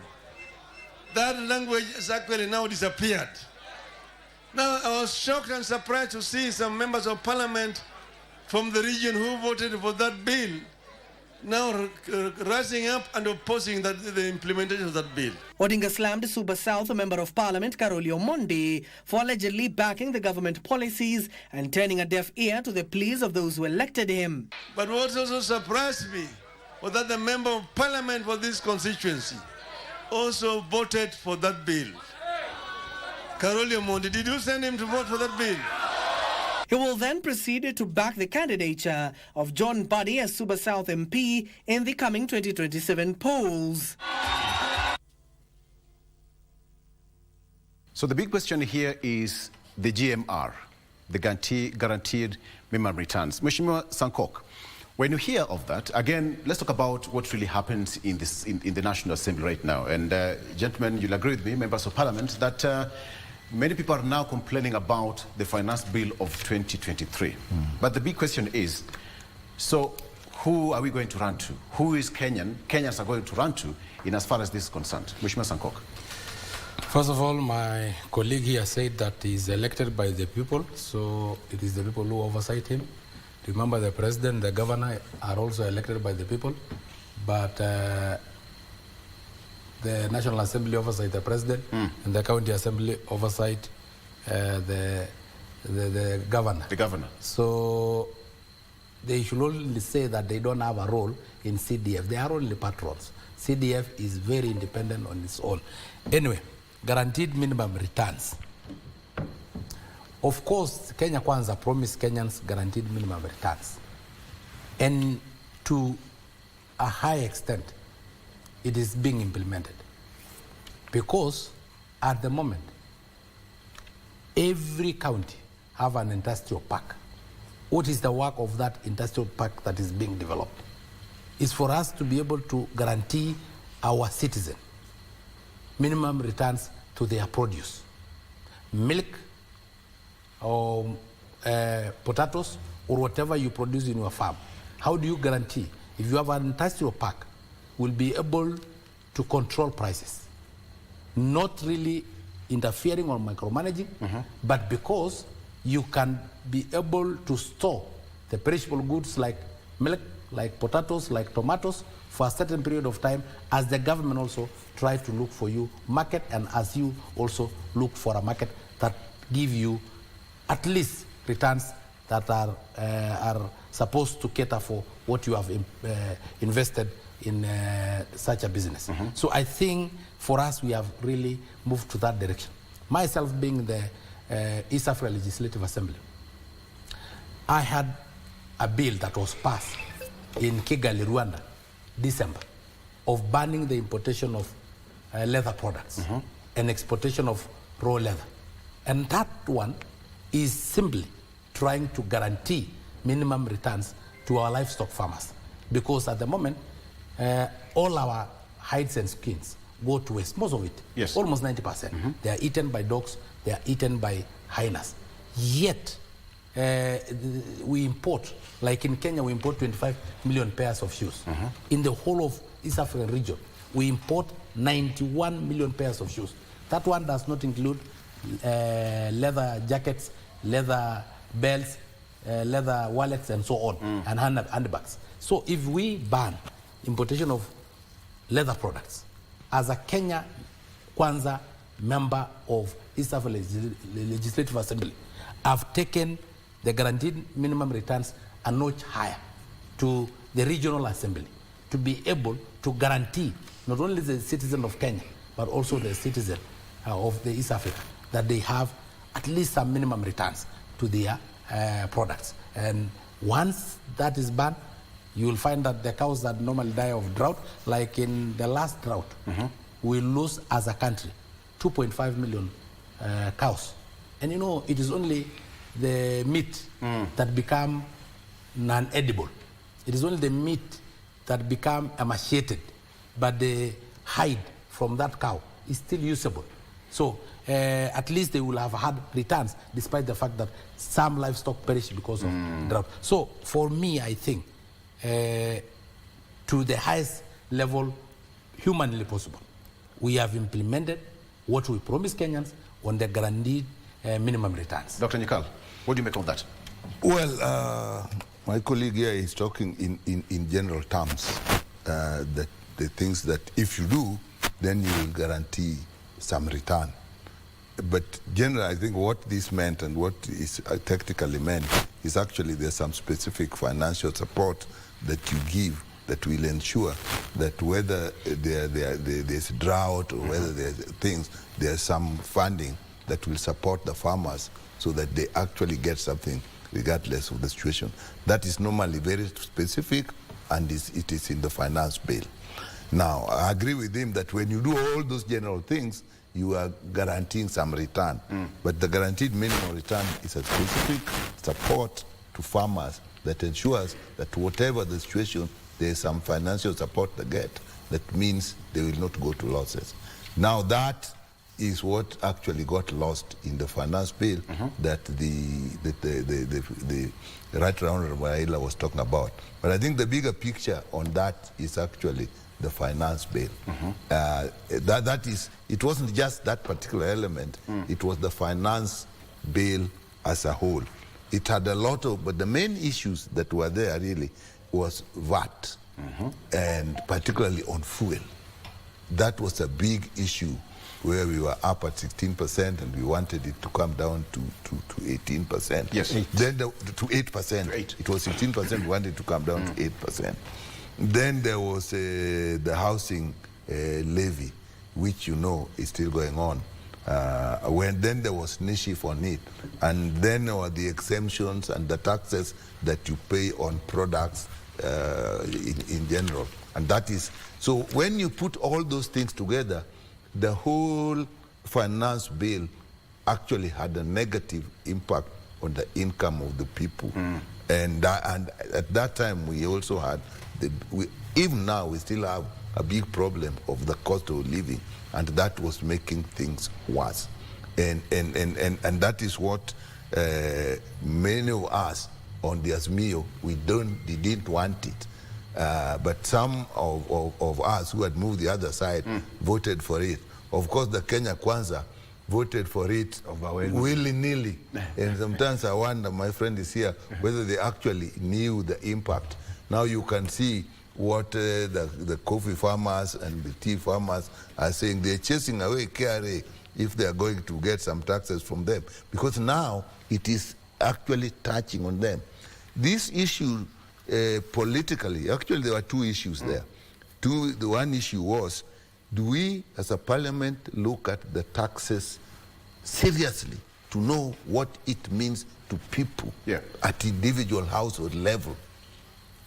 That is one. I think that then the other issue there, when as coalitions we have studied what it means and have taken a position that we think is in favor of the country, and then some of us then decide to go against it, that is another issue that was raised.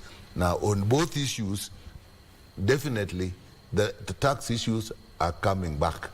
Remember, even as recently when we were on the housing levy, the affordable housing, remember the court stopped it because of lack of implementation or legal structure.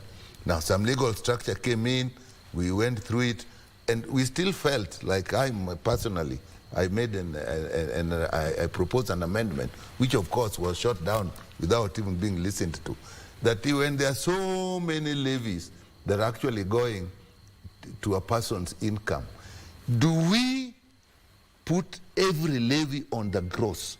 Or is it not time that we should look at, take all the levies, pay as you earn, VAT, pay as you earn, housing levy, NISHIF, and all those. And when you have removed those statutory deductions, then now levy bring in other levies. That was shut down. But the idea of that was, okay, we are going to pay, but when we are paying, let's save the income a little. That was shut down. And I'm sure that is going to come back. Already we are having a problem with the Attorney General saying we deduct it or we don't deduct it. Now we are doing refunds and so on. So even the legal framework we put in without. So my view of the whole thing was, one, the finance bill was an indicator as to whether we, as members of parliament, go do things in a fair amount of detail to protect the people, or when we are guided. And I think this can work both sides. When you are guided to do the right thing, will you do it? Or when you are guided to do the bad thing, do you just do it? Then the question is, Mheshimiwa, then can you undo what Parliament did already? Because it's now coming home to bite. I think why does it that in Central things are not okay? I mean, members of Parliament in Central have been complaining that some of the taxes are quite punitive on their constituents.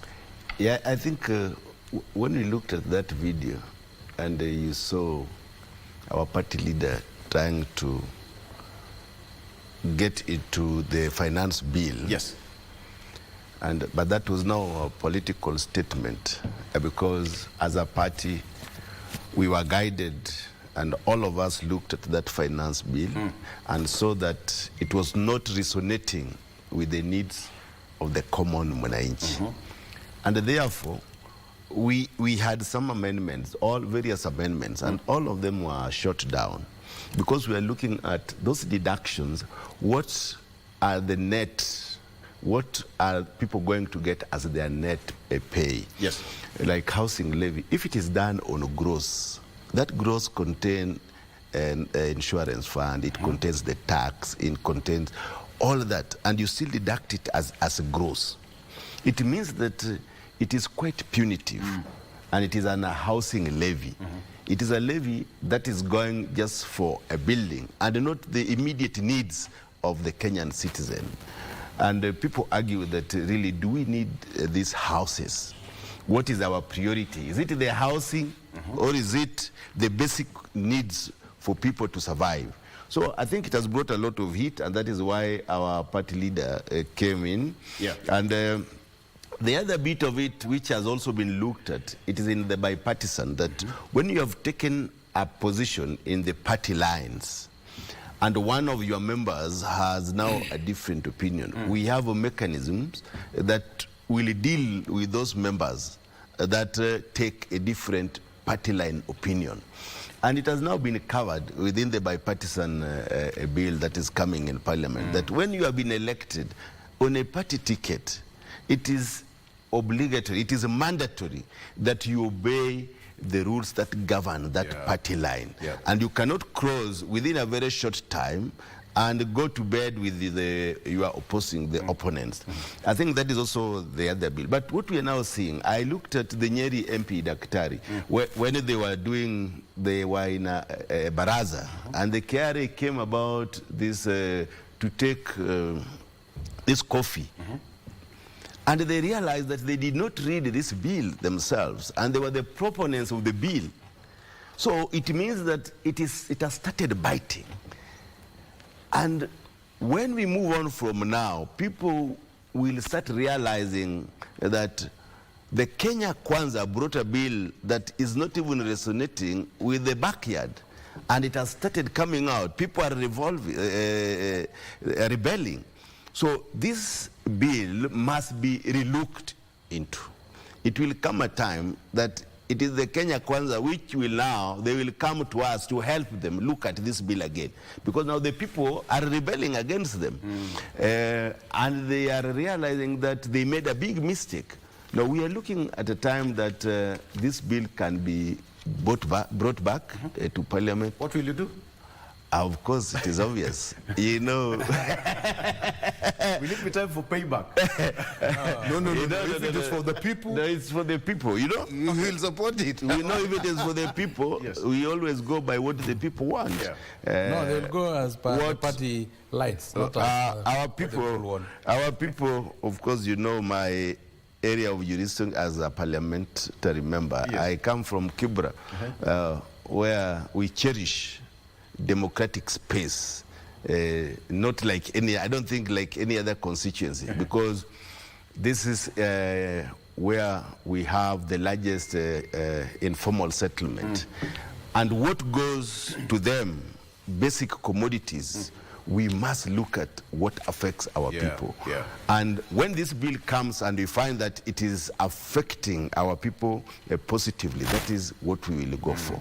And we need to, as members of parliament, we need to only pass the bills that resonate well with the deeds of our people.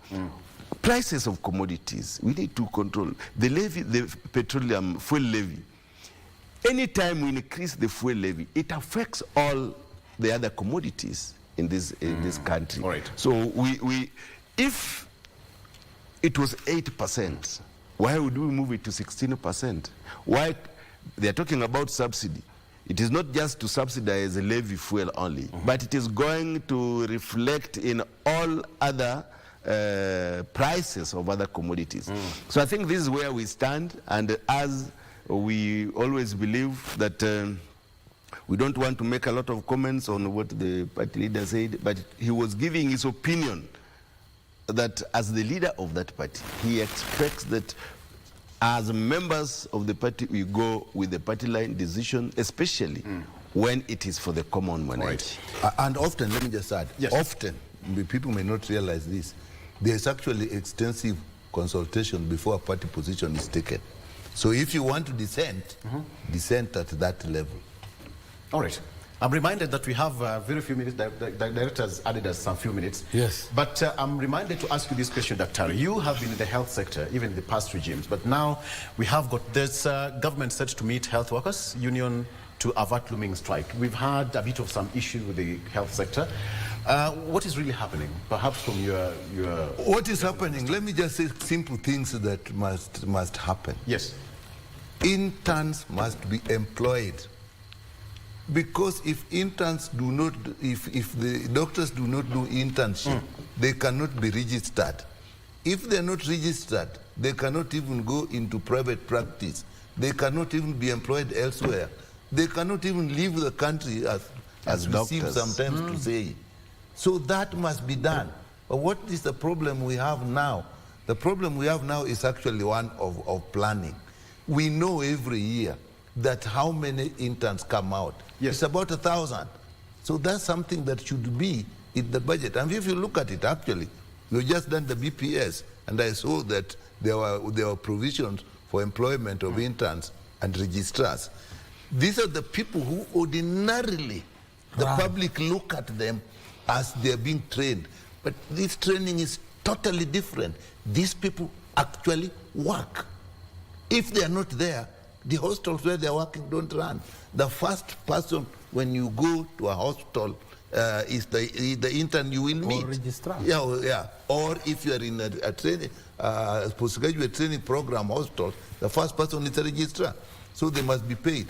So what's happening, we put plan. And in a way, this is something money that actually kind of rotates, because we are not saying if they are employed, then they are employed forever. That's a different issue. Yes. That again, we are struggling with as a country.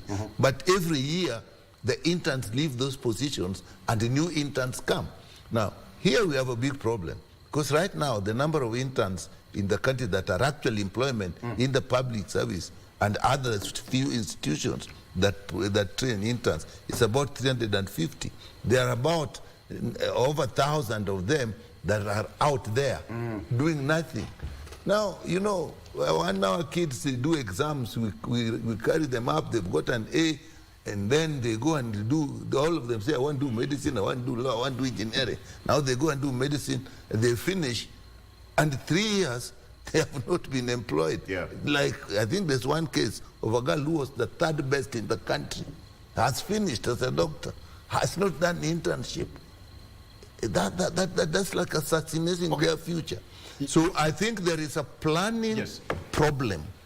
But me, I would advise, whatever they should bring us, I'm in the health committee, and I think we'll take up this matter. What are some of the recommendations? Some of the recommendations for me is, one, however much money is required, get that money, take up all these interns as an emergency measure. Yes. 2, have you allocated money as a committee? I know they allocated money, but I'm not sure whether the numbers, the amount they requested is enough for the interns that they expected. Because when it comes, it says this amount is for interns, this amount for its employment, and so on. Yes. So then the next thing, I know we have done the BPS, but it may be necessary when we come to the main budget, even to see within the sector how we can shift money and get enough money to put it so that every year interns can be employed. Yes. The third thing, we must go back to training. When we have a problem again, the Commission for University Education now is not allowing the Medical Practitioner and Dentist Council to determine even the number of students that are taken in a college that they are eventually going to be doctors, which has two impacts. One, you can't predict what numbers are coming. Two, if there are too many, the training may not be good. So that level of intake is important to look at, so that you know the output. Very good. Yes. I just when he's still there, you know, Dr. Nyikal, this is one of the leading doctors in this country. He has been the director of medical service, and he has a great insight of what happens in the medical circles. We can bet on here that the best brains in this country who are taken to do medicine, they are students who get straight A's in our schools. Yes. Straight A. Straight A, not A-. So, after spending millions of shillings in training a single doctor, when it comes to internship, now you cannot pay. What is our priority as a country? Where are we going? We have spent millions training, and now they are interns, and we cannot pay.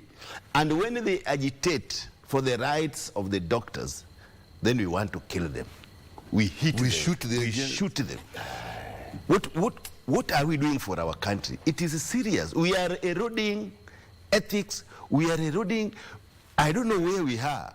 This must be a priority, and we must take it as Kenyans, because you can see those doctors. Those are people who got straight A's in Kenya. Not A-, not B. So we must give them what they want. Actually, many of them. No, it's not many true. of them, actually, if you go up to, from primary up to university, most of those people are actually number one throughout. Yes. And it is not about what they really want. It is about what they deserve. Because after the government using a lot of money, in terms of millions, in capitation, to be able to train them, what you need is to finish. There is no way you can plan upalilie, but just forget when you are harvesting. Because this is harvesting time. And a doctor cannot be registered to be able to work locally or internationally without internship. So internship is as important as that process that they went through in 6 years in the university. So if you who will you employ afterwards? If you don't allow them, and you know, there is no so many other institutions that are private that can give them internship. It is the government that will give them internship. Allow me to stop the government have to give them internship, pay them so that they can be registered. After being registered, now they can release them to the market. But you cannot release them half-baked when they are not registered. That is a big concern. And I believe, Mheshimiwa, in the Health Committee of Parliament, you are going to have recommendations. On KBC, this digital app, it says that the Ministry has scheduled a meeting with health workers unions this Tuesday, that is tomorrow, in a bid to avert looming strike. And the principal for public health, that is Mary Muthoni, says that the meeting will discuss issues raised by doctors, among them claims of delayed posting of interns. As you said, doctors in the country, key among the issues will be discussed. The meeting calls for immediate posting of over 1,000 interns, doctors, and medical officers. This is what's happening here. The PS also reassured the country that her ministry is keen to resolve all concerns raised by the health workers union in the country for betterment of the But on that, they have also to know that it is an issue of morality. Very good. This is somebody who treats you. All right. And then you shoot that person. And it is the same person. If today your kid gets sick, if your wife gets sick, you take them to them. In German, we say mitkarumo. That one is lack of morality. You didn't hear that. Mitkarumo. Mitkarumo is what? In German. It is sweet when it is it's sweet at the end. Yes. My brother also, Iyawararo, said about basic needs. And he said that affordable housing may not be basic need. Let me tell you, my friend, when did housing or shelter become non-basic. But let me just say one thing about this. The use of police, those people are peaceful. What property was being protected? What lives were being protected? So that you need to shoot at them? No, it was wrong. Dr. James Ikal, thank you so much for coming. Member of Parliament, Seme constituency. Yes, descendant of Seme, so he's my member of Parliament. By extension, Mheshimiwa Sankok, thank you so much. We should come to know him for some good. But I have one last thing. You're going to Parliament. There will be no handshake. You're getting late. No, you know, you people, there will be no handshake. There was a time you christened it as merger between Raila and Moi. There was a time you said it's a coalition between Raila and Kibaki. There was a time you said handshake between Uhuru and Raila. But this time around, there will be no, you can call it any other name, but there is a relationship. Even MP Orero said but we also don't want Thank you so much for watching. Mheshimiwa Peter Orero representing the great people of Kibra constituency. Thank you so much for coming. Mheshimiwa Sankok, you are going to the Assembly for the next 3 weeks. East Africa Legislative Assembly will be sitting here in Nairobi, and they'll be sitting in the National Assembly. Yes, in the mini chamber. In the main chamber. So mini chamber. Right. So you are all welcome, even the media are welcome. Thank you so much. All of take a look at that's what's happening. Mheshimiwa Nyekal, asante sana for coming. Thank you. My name is Victor Law. Let's take a break. Good Morning Kenya continues after this. Stay with us. Good morning.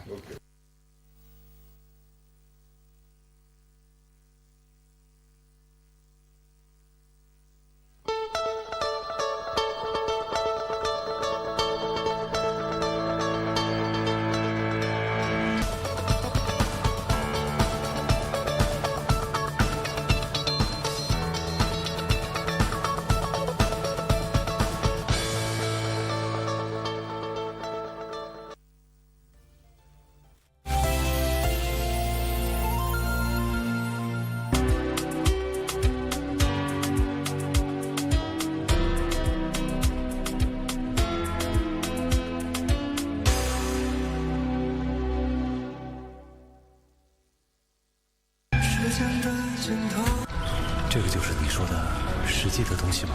是的，我也有理论，但不是玄学，都是经过大量的观测总结出来。那是孔子。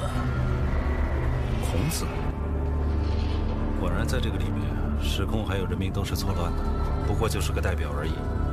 孔子就那么站着，动出了兵柱，一直站到了现在。那就什么都没有了，在太阳熄灭之后。Ulienda then your IQ is not functioning. Sitagi sina na sitagi. Open your eyes. Buju buju. Kizungu yake ni ya kuongea kwa mdomo, hana haifiki kwa mfuko yake. Na silisikia kwambia atakupeleka Dubai. Labda nipeleke hapa Isili. You look very smart. Hapana, hii imesonewa hapo Katonzweni, hapo tu sokoni. Hii ni yako. Umenipatia tu. Hiyo ufanya nayo ile kitu wewe unataka. It is rumbling you. On KBC Channel 1, we are a TV station like no other. Get a taste of the best in entertainment. Yes, indeed. Feel the passion. Will you promise me? I swear that you will never lose me. I can't get married to you. I'm sure you knew about it. That's why you're making fun of me. Experience the drama. Get out. Who is the man in this one? And the laughter. Hii wigi umevaa kichwani. Sisi wakati tulikuwa tunapishwa tunapewa mheshimiwa.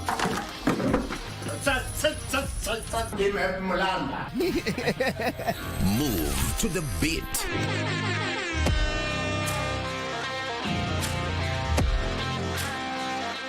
We are live from Broadcasting House. And get informed on the latest happenings. KBC Channel 1. Wow. We are the full package. Oh, yes. And Kenya's watching. Thank you very much for joining us. Naonanga wazungu wakiangalia wasema, oh my goodness, look at that green. This is a story. Wow, this is amazing fish story. Mimi hakuna kitu naona hapa my friend. Kwa nini? Kwa sababu tunataka tusomeshwe hapa vizuri, kwa sababu masomo ndio msingi wa maisha. 10 commandment ukifuata hizo. Aya na ya Rastafari. Yes, I. Mimi nilikuwa nimekaa kwa barabara nikaona gari inakuja bu bu bu bu bu bu bu. Nikaangalia gari ya town nikaona nyingine inakuja twa nikasema iko njambo, nika maintain. Nani? Every Monday from 8 p.m. to 9 p.m. Catch the Chipukizi Show live on KBC Channel 1.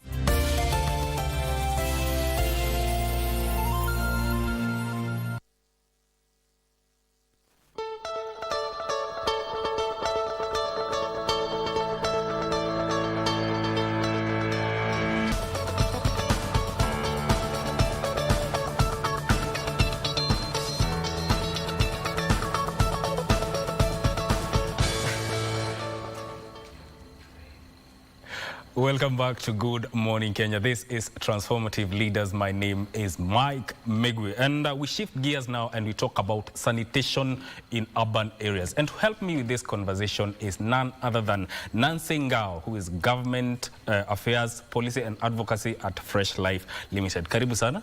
Asante sana. How is your Monday going? The Monday is going great. Yes. Thank you, Mike. Now, when we talk about sanitation, first of all, let's start with the basics. When we talk about sanitation, what are you talking about? So for a lot of people, then I can ask you the question. Yes. Let's shift gears.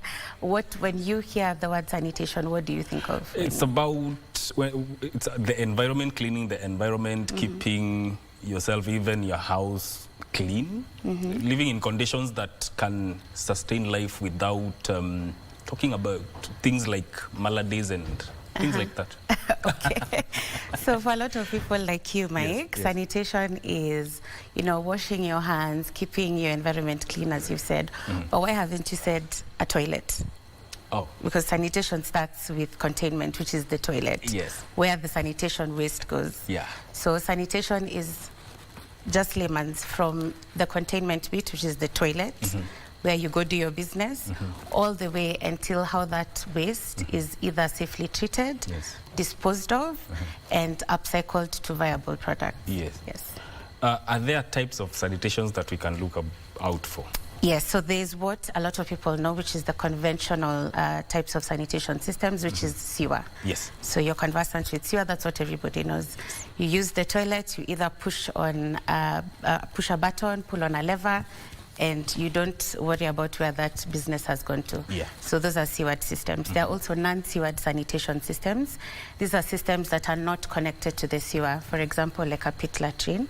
And also an example is what we do at Fresh Life, which is what we call container-based sanitation, or a urine dry diverting toilet, which is a more technical term. But basically it just means it's a dry toilet where the waste is separated at the source, and the waste is contained in like a container or a cartridge.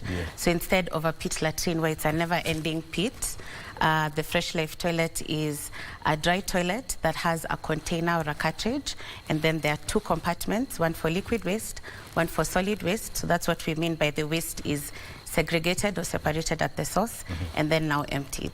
So there are very many different technologies. So not just what you know as either sewered systems or pit latrine. When we talk about sanitation in urban centers, we are looking at cities like Nairobi.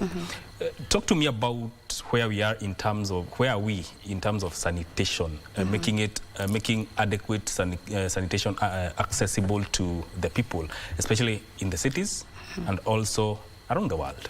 Okay, yes, we can start globally so that it doesn't look like it's a developing country issue. Sanitation is an issue all around the world with 3.6 billion people, and that's half of the population lacking access to clean and safely managed sanitation.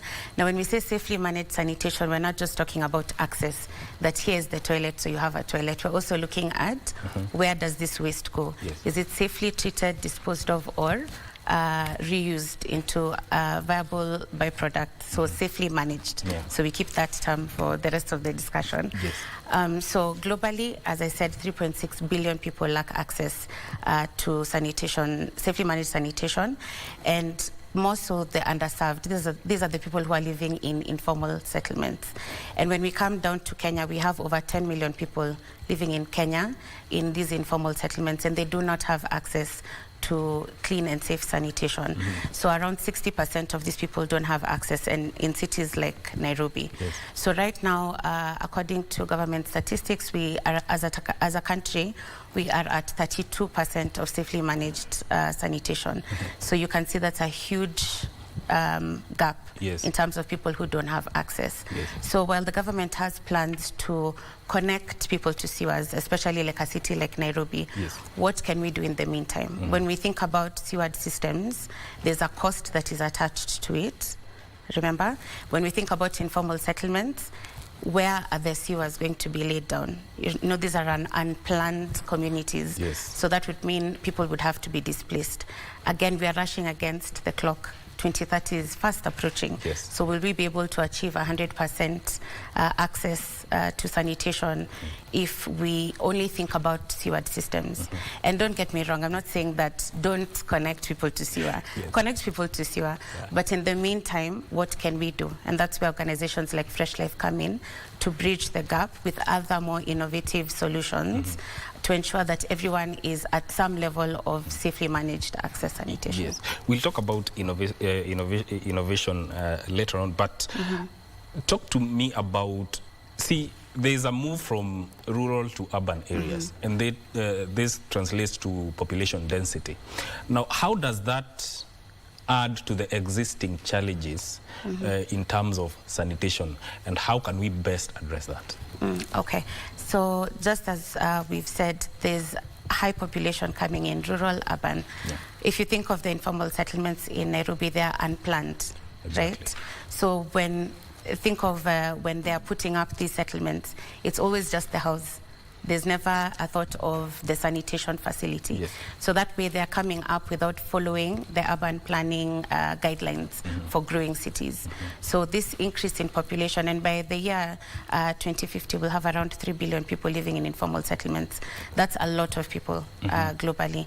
So we are going against there's time, the time is running out, the number of people are increasing, so we need to act now to ensure that sanitation planning is part of growing cities. Now, talking of informal settlement, is there one specific thing that we need to do to ensure that there is enough and safe sanitation initiatives within those areas? Mike, I wouldn't say one thing we need to do. There are several things we need to do as a country. And number one is getting our already existing policies working. Policy is the foundation of any planning, right? We need to be guided by something. There has to be a blueprint. So if we get working policy and regulatory frameworks for sanitation, we'll be able to have that first step. So historically, sanitation has been lumped up with water. So when you speak about water, people automatically assume that sanitation is somewhere in there. So while they are correlated, we need to start seeing sanitation as a standalone sector to be able to plan properly for sanitation. We're talking about investment planning. There's a huge investment gap for sanitation. So currently it's around 8 billion USD in Kenya alone, with 3.2 billion USD needed just for urban sanitation services. So there's a huge investment gap right now. Of course, the government is spending less than they are required to, and with 2030 fast approaching, we need to be thinking bigger. So we need more investment for sanitation. We've talked about innovation. What technologies can we use to supplement what the government is planning in terms of connecting everyone to the sewer line? While the government is doing that, how can we adopt more innovative financing, more innovative sanitation solutions that are not sewer, maybe non-sewered or other types of sewers like simplified sewers. So opening up to more innovation. We've talked about investment planning as well. We need more money to come into sanitation, and we need to stop assuming that water is equals to sanitation. It's not always the case. Yes. Another thing is clear institutional frameworks. As I said, sanitation has been lumped up with water for a very, very long time. So you'll find sanitation in water, sanitation in health, sanitation in environment. So how can we streamline to ensure that sanitation has a voice of its own? And I'll say this, we can't talk about education without talking about sanitation. Children need to be in school and they need to have safe access to sanitation. We can't talk about climate and environment because now that's like the exciting thing we're talking about. Climate change, climate action, mitigation, adaptation. Yes. We can't talk about this without talking about sanitation. There's a study that was done in Uganda. 50% of the greenhouse gases that were produced came from the sanitation value chain. So it's a sector that we are literally sleeping on, that is causing a lot of harm to the environment. Yes. You can't talk about health without talking about sanitation. A huge chunk of the national health budget goes to treat communicable diseases. We are always talking about cholera outbreak, year in, year out. Where is this coming from? Contamination of water, contamination of food. Children are dying every year from sanitation-related diseases. So you cannot talk about health without talking about sanitation. Yes. You can't talk about women without talking about sanitation. Women are the ones who are at home most of the time, interacting with these sanitation facilities that are below standards. We're also talking about security for women. If I don't have a toilet in my plot, I have to walk at night. Where is the security for that?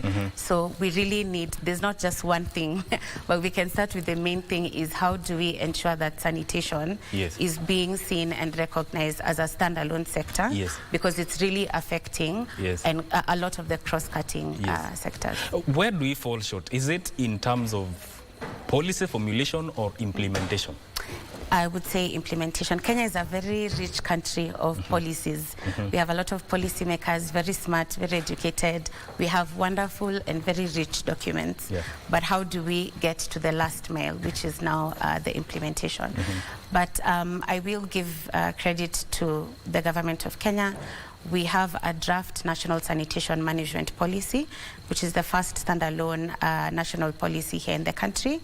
It has been domesticated from the Africa Sanitation Guidelines, which were developed by AMCO. I won't get so much into the policy jargon and conversation, but it's showing goodwill from government that we do need direction and through policy. So this is a draft policy and it's currently undergoing the parliamentary review process. Yes. So there's a lot that the government is putting in regarding policy. Yes.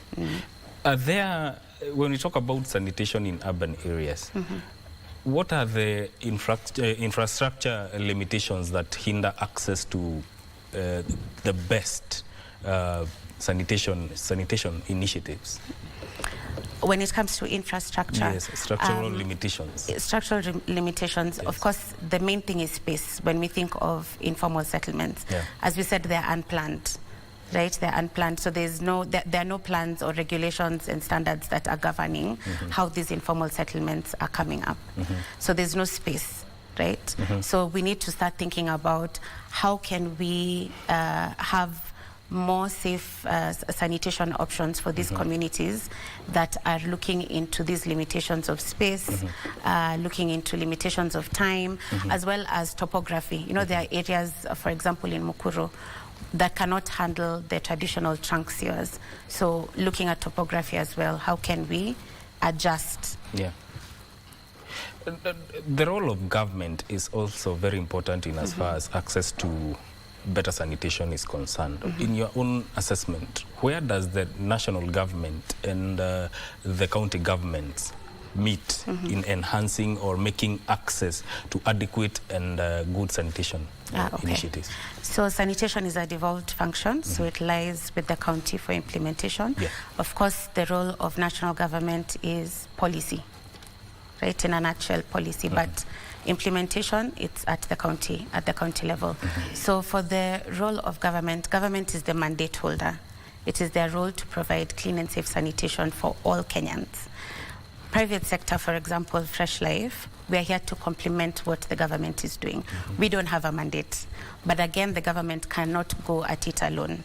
This is something that we need to come together and solve as a country, different sectors. So private sector has the technology, the innovation, access to resources, even funders, etc. But government has the mandate, and of course government can, the things that government can do, which is creating incentives for private sector to function and to provide these services where the government cannot. And that's where we talk about partnerships between the private sector and the public sector. So how can we come together to ensure that these people, especially the underserved, get this access? And also, speaking of innovation, are there technologies so far? I know you talked about the toilet that you talked about. What other innovative technologies can be put in place to enhance safe or access to safe sanitation? There are quite a couple. So I can reiterate the one that I talked about with the Fresh Life toilet. That one is the container-based toilet, where the waste is segregated at the source. So if you think of like a pit latrine, why do pit latrines have an odor? Because the liquid waste is touching the solid waste, so they're in contact.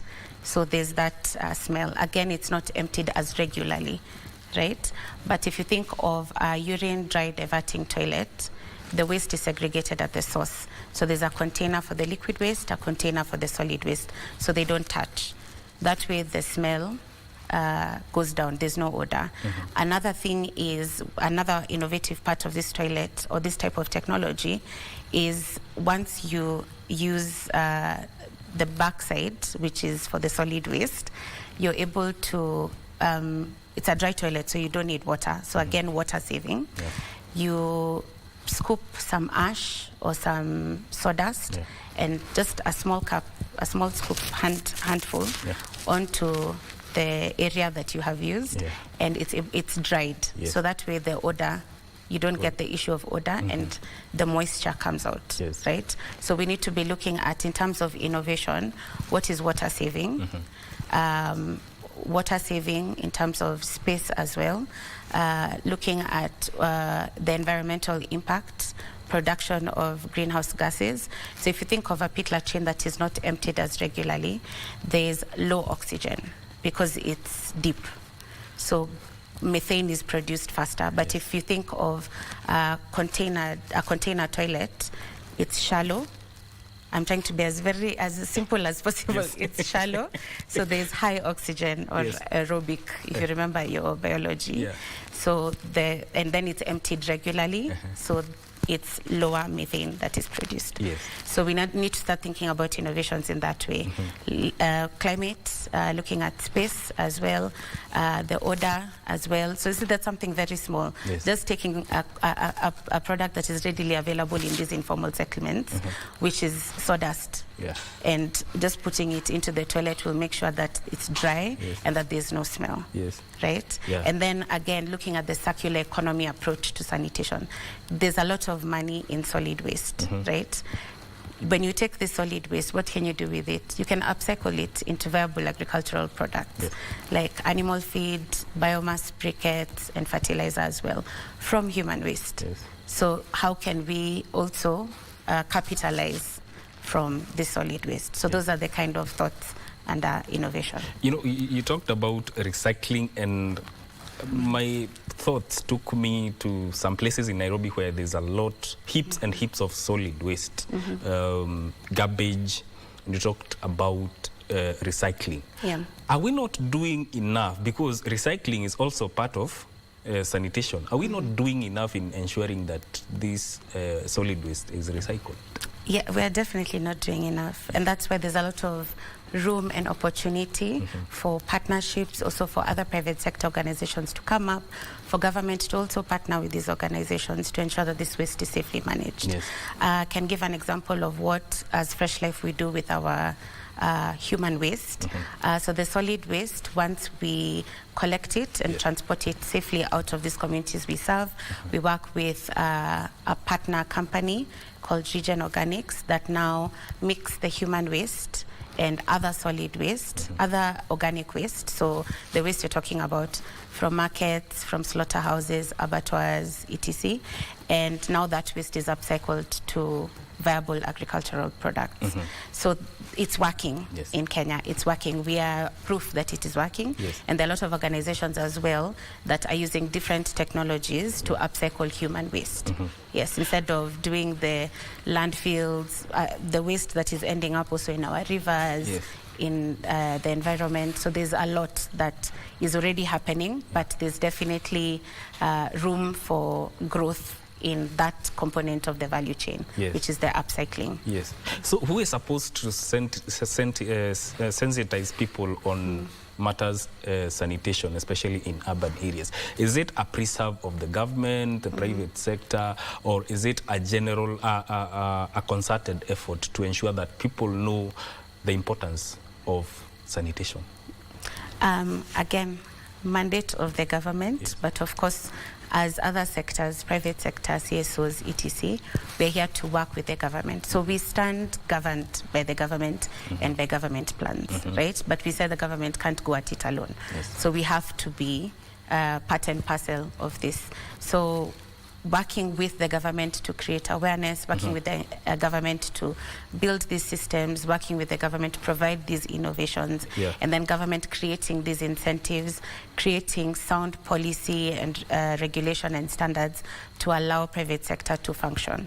So it's a dance for two. Yes. Discuss the interplay between the urban sanitation and environment sustainability, and also how improving sanitation helps in preserving the environment and mitigating pollution, and even by extension, climate change. Okay. So we've seen what our rivers look like. I don't know if you've seen the rivers in Nairobi. I heard from a colleague, a much older colleague, who said that when he was growing up, they were fishing in rivers in Nairobi. Which of course for me is very surprising, because when you think of what the rivers look like now, they're full of waste, and more so sanitation waste. So because of this lack of planning and how communities are growing very quickly, especially in the informal settlements, we are moving towards unsafely managed sanitation options like pit latrines, and also what we call the pour flush toilet. So a pour flush toilet, just think of like it's a toilet in your house. You use it and then you pour water. But where the water goes, it's not connected to the sewer. For some, it's connected to the sewer network, but for others, it just goes open, just out into open waterways or straight into the river. Right? So, and then we talked about the greenhouse gas emissions that come from poorly managed pit latrines.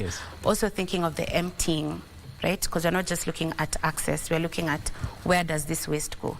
So you can see some of them are going directly into the rivers. You've seen the manual pit emptiers who come empty the pit and then wait either at night or in the wee hours of the morning to empty, and then go dump it in the open environment or into the rivers. So we have that aspect also of outside of what is happening with the unsafely managed toilet, what is also happening with the waste. So we've seen what has happened to our rivers. We've seen the president commissioning the Nairobi Rivers Commission to address the pollution of these rivers.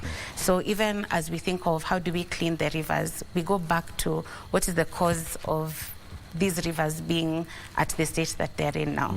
And a high percentage of this waste in the rivers is sanitation waste. So we've talked about the greenhouse gas emissions, talked about the diseases as well. So there's a lot, it's cutting across different sectors. So we need to start thinking about outside of the access, that is the toilet, where is this waste going as well? So in a city like Nairobi, is it possible to achieve a 100% transition to non-sewer sanitation? No, let me be, what we want is 100% citywide inclusive sanitation. And what this means is different sanitation options that are working together in one area. So of course Nairobi is more sewered than other cities. So let the sewer continue, operation and maintenance of said sewers, let it continue, let the government continue executing their sewer plans.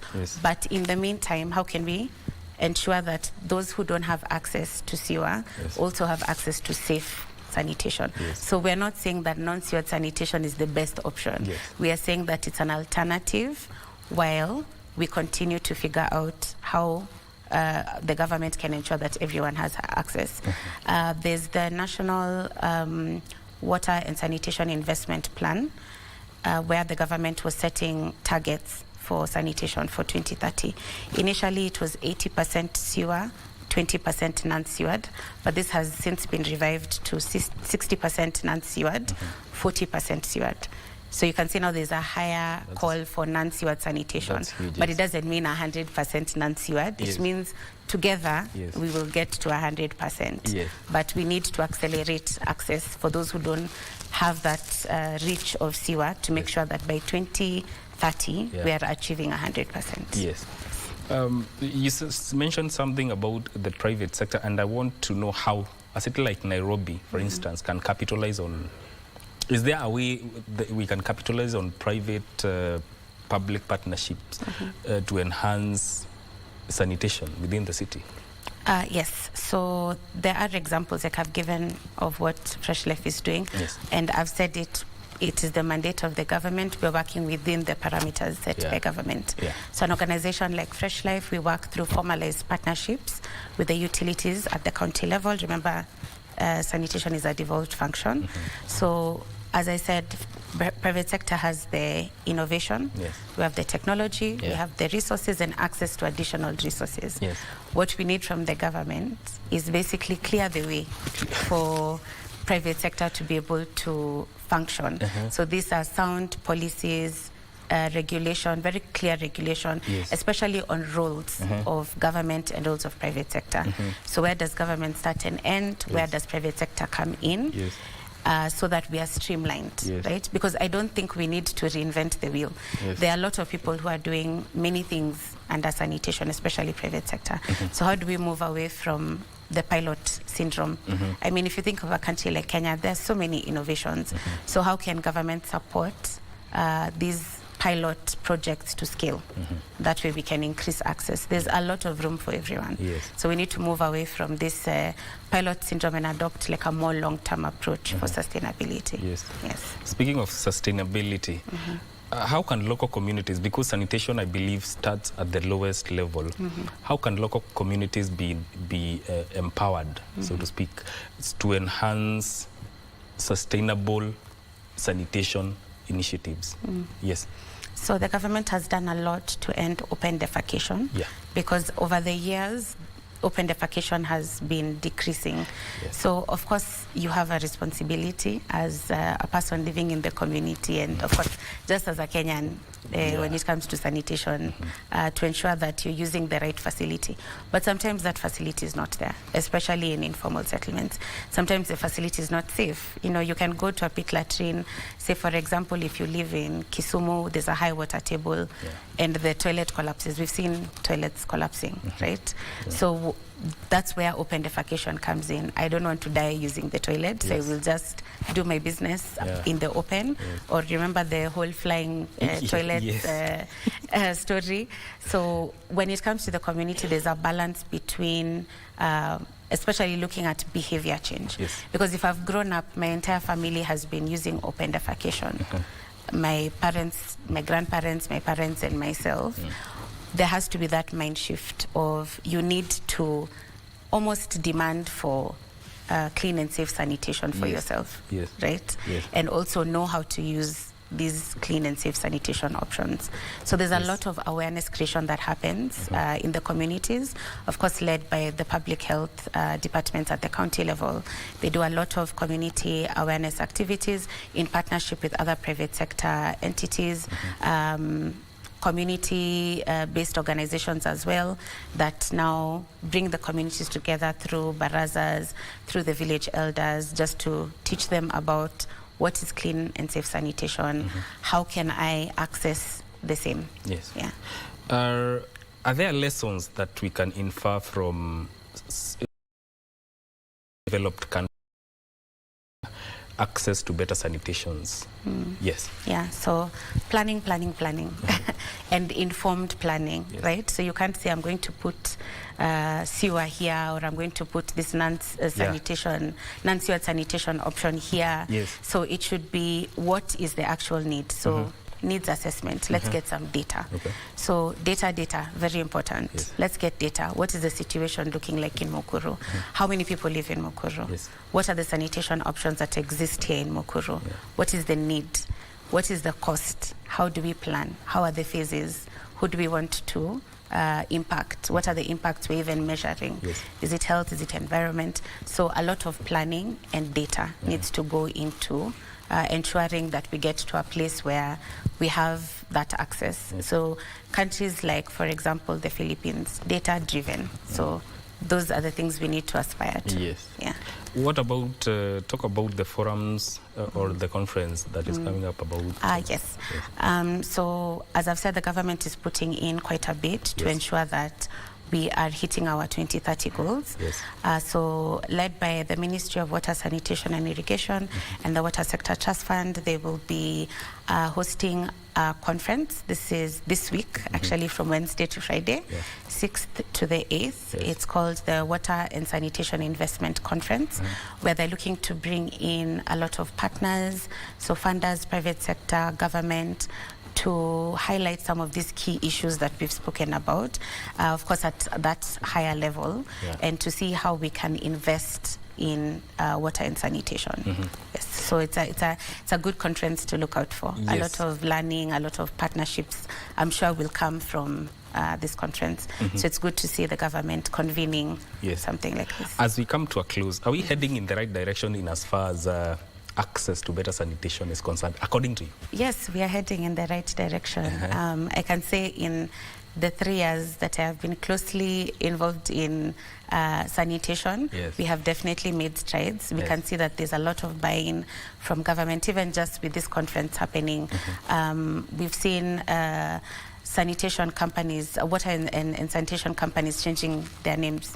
You know, it was water and sewerage, so a lot of them are now water and sanitation to now officially take up that mandate. We've seen them setting up pro-poor units or informal settlement departments to now focus on addressing water and sanitation in underserved areas. So there's a lot of work that is going in. 10 years ago, an organization like Fresh Life was doing this technology for the first time. Now we have standards for on-site sanitation or non-sewer sanitation. So there's definitely a lot of movement in the sector, and we are very hopeful to see what will happen in 2030. Yes. Thank you so much for making time for us. Thank you. We are well glad you came me. to talk about issues to do with sanitation.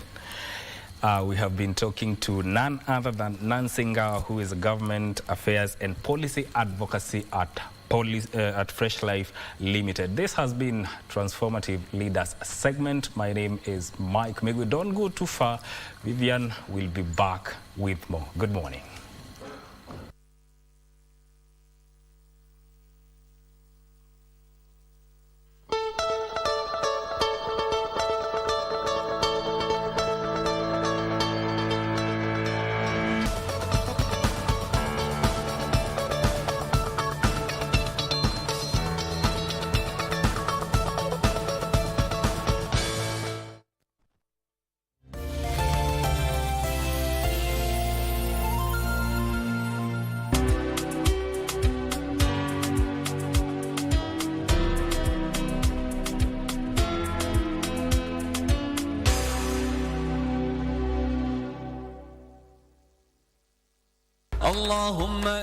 KBC Channel 1 imeandaa vipindi spesheli katika mwezi mtukufu wa Ramadhan mwaka huu kwa ajili yako. Allahu Akbar. Assalamu alaikum wa rahmatullahi wa barakatuh. Kando na ukumbi wa Kiislamu na hutuba ya Ijumaa, kutakuwa na makala yanayoangazia masuala ya funga, mawaidha, whoever witnesses the month of Ramadan, then he should fast. Vipindi vya mapishi. Katika mapishi ya Ramadhani tutatayarisha pilau ya korosho. Utahitaji viazi, vitunguu vinne vikubwa, na zabibu na kaswida mbali mbali. Ramadhan kana. Pia Pia tumekuandalia kalenda ya Ramadhan ili kukuweka kwenye mstari wa mbele katika funga yako. Tazama runinga ya KBC Channel 1 katika mwezi huu mtukufu wa Ramadhan ili kukuza na kuhifadhi imani yako.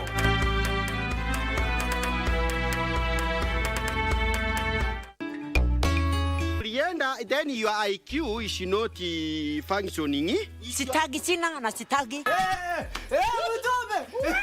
Open your eyes. Buju. Kizungu yake ni ya kuongea kwa mdomo. Haifiki kwa mfuko yake. Na silisikiage kwa pia atakupeleka Dubai. Labda nipeleke hapa Isili. You look very smart. Hapana, hii imesonewa hapo Katonzweni, hapo tu sokoni. Hii ni yako. Umenipatia tu. Hiyo ufanya nayo ile kitu wewe unataka. It is rumbling you.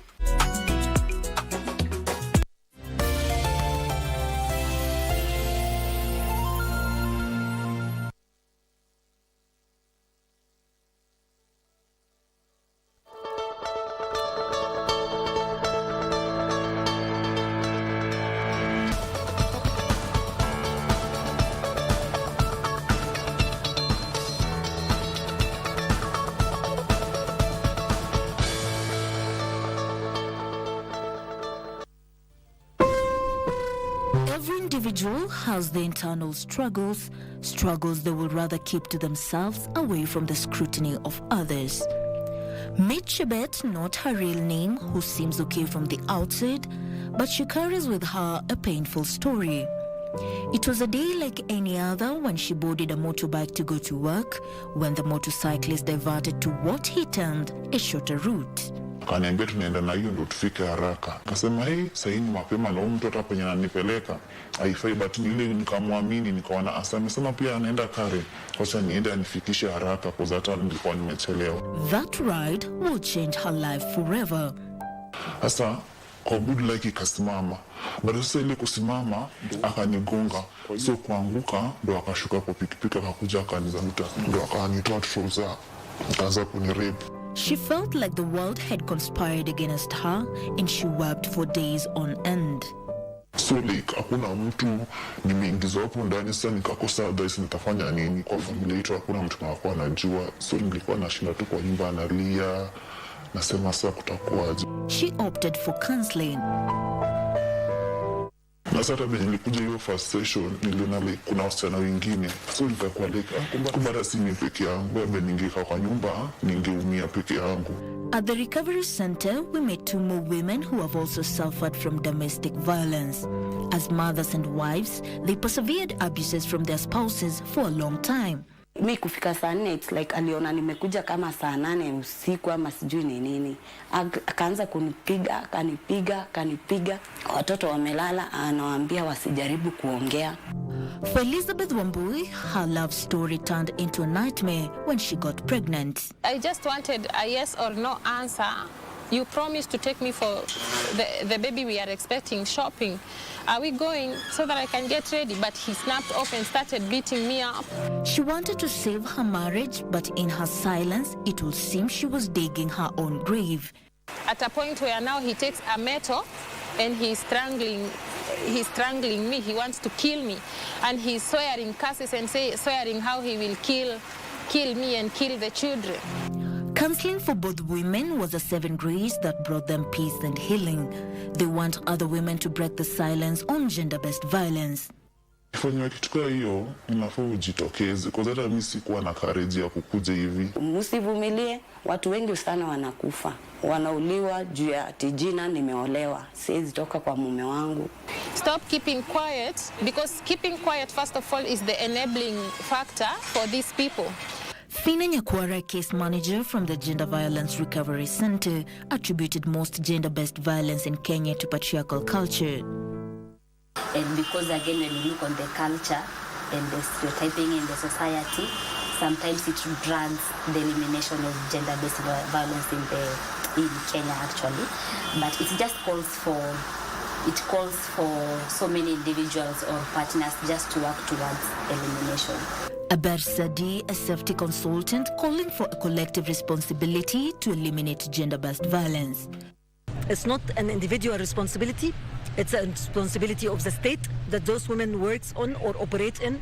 It's a responsibility of the organizations in general and the organizations that are working on the women issue. So it's not only the responsibility of the woman only to protect herself, but it is related to the society. The gender-based violence hotline 1195 works in partnership with the Ministry of Public Service and Gender to help victims get fast assistance to healthcare assistance.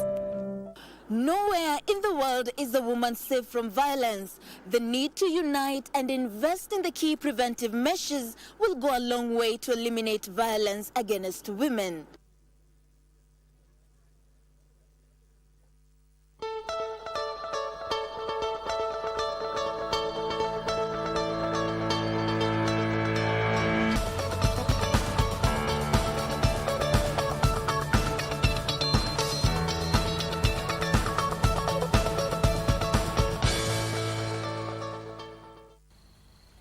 You are just in time for Family Check right here on Good Morning Kenya. And today our topic of discussion is on parenting, and specifically the impact that parenting and child upbringing has in shaping the future of the child. And joining me for this particular conversation is Pastor Pearl Blessing. She is the director, Star with Pearl. Welcome to Good Morning Kenya. Thank you. Good morning. Always a pleasure to have you on here. Yeah. If we may just begin with defining what parenting is, and maybe specifically positive parenting in general. Okay. Yeah, I would say that parenting is a way of having a positive nurturing and bringing up a child that will be someone in the society, and that comes by developing and being very positive. That will nurture, you grow, and you even direct from the beginning, from the early beginning, because what happens from the beginning of that child, the early childhood, will have the impact of what they become when they grow up. Yes, yes. Yes, and that is what parenting is That's all what about. And you were telling me off air that parenting and child upbringing are different. Yes. How are those two different? Okay, upbringing could be parenting, and parenting could be upbringing, but when it is parenting, it is full of love and nurture. But there is that upbringing that you just want to prepare someone to just a very short time and release them to the world, to become a citizen, which is just like a package.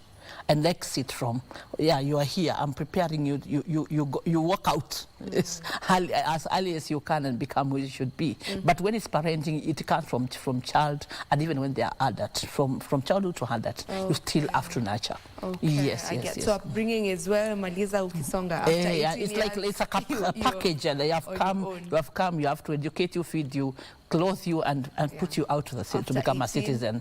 Yeah, Okay. That's an upbringing. All right, because of the time that we have, I want us to tackle the styles of parenting, and I want us to go through, there are 4 styles. I want us to go through each style, just to see maybe which is the best way in order to bring up a person who is of impact to the society in a positive way. And I want us to begin with the authoritarian style of parenting. Yeah, authoritarian style of parenting it's more of a military kind of parenting, where you find that the parent speaks, and what they say, that is the way, and there's no question, you have to go, and this is the way.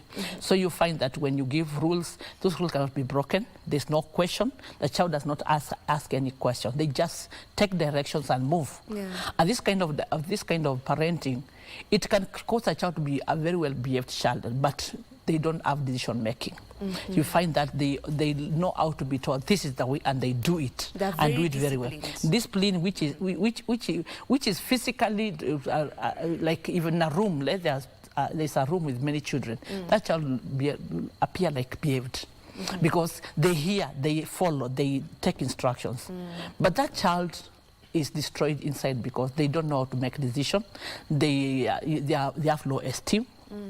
Like we said the other day, is that you can spend a lot of money, take children to the best schools, of the most expensive schools, but emotionally destroy them, because the emotions of a child is what will make them what they become. So you find this kind of a child will be maybe in future cannot be a good leader. And if they become a leader, they become authoritarian leader, of course. They will never be someone who can make a decision on their own, and they are not strategic. Like you sit and say, I want to have a plan and bring it out, because they always want to follow what is given.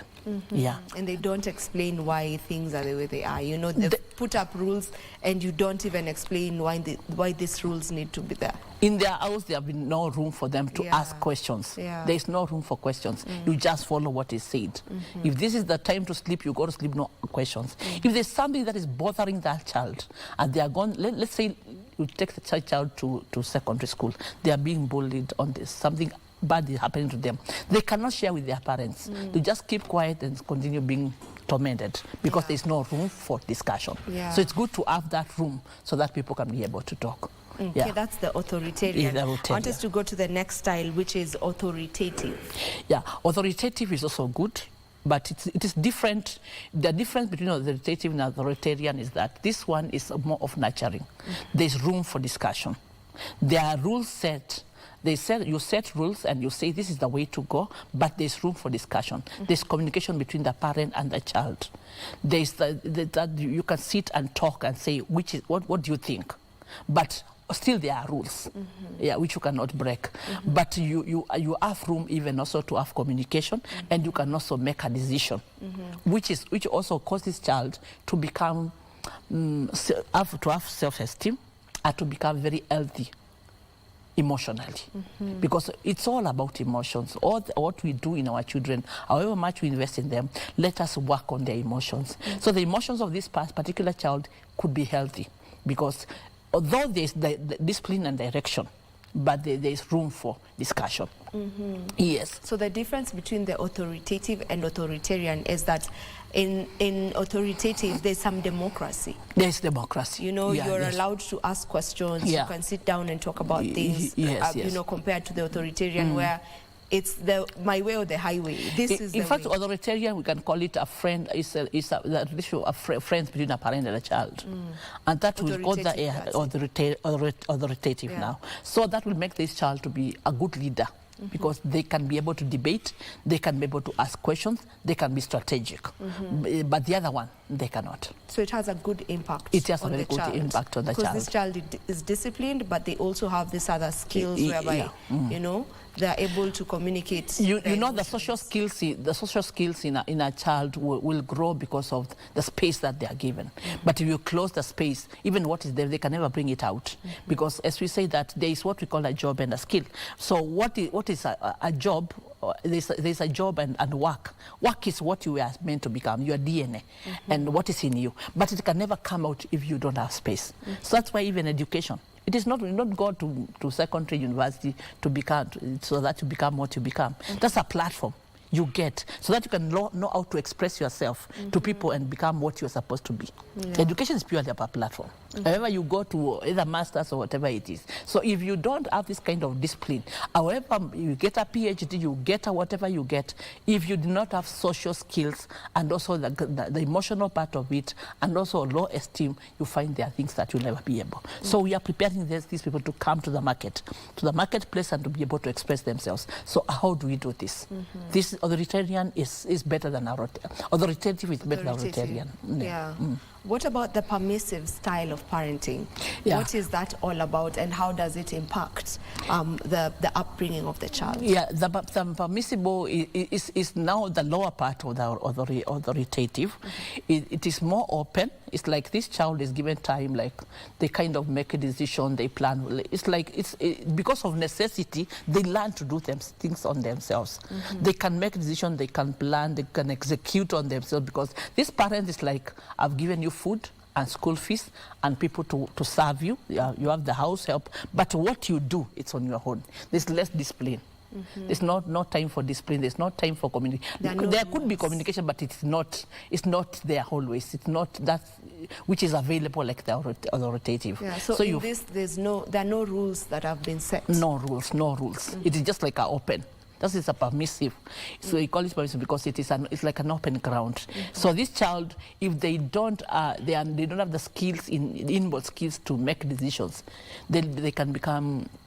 People cannot. In this one also, there's no rules like Like the lower children, you have to take time for when you do your homework, when you watch TV, when you're supposed to sleep. They can watch movies. I've seen people where you find that child is watching movie until 2 a.m.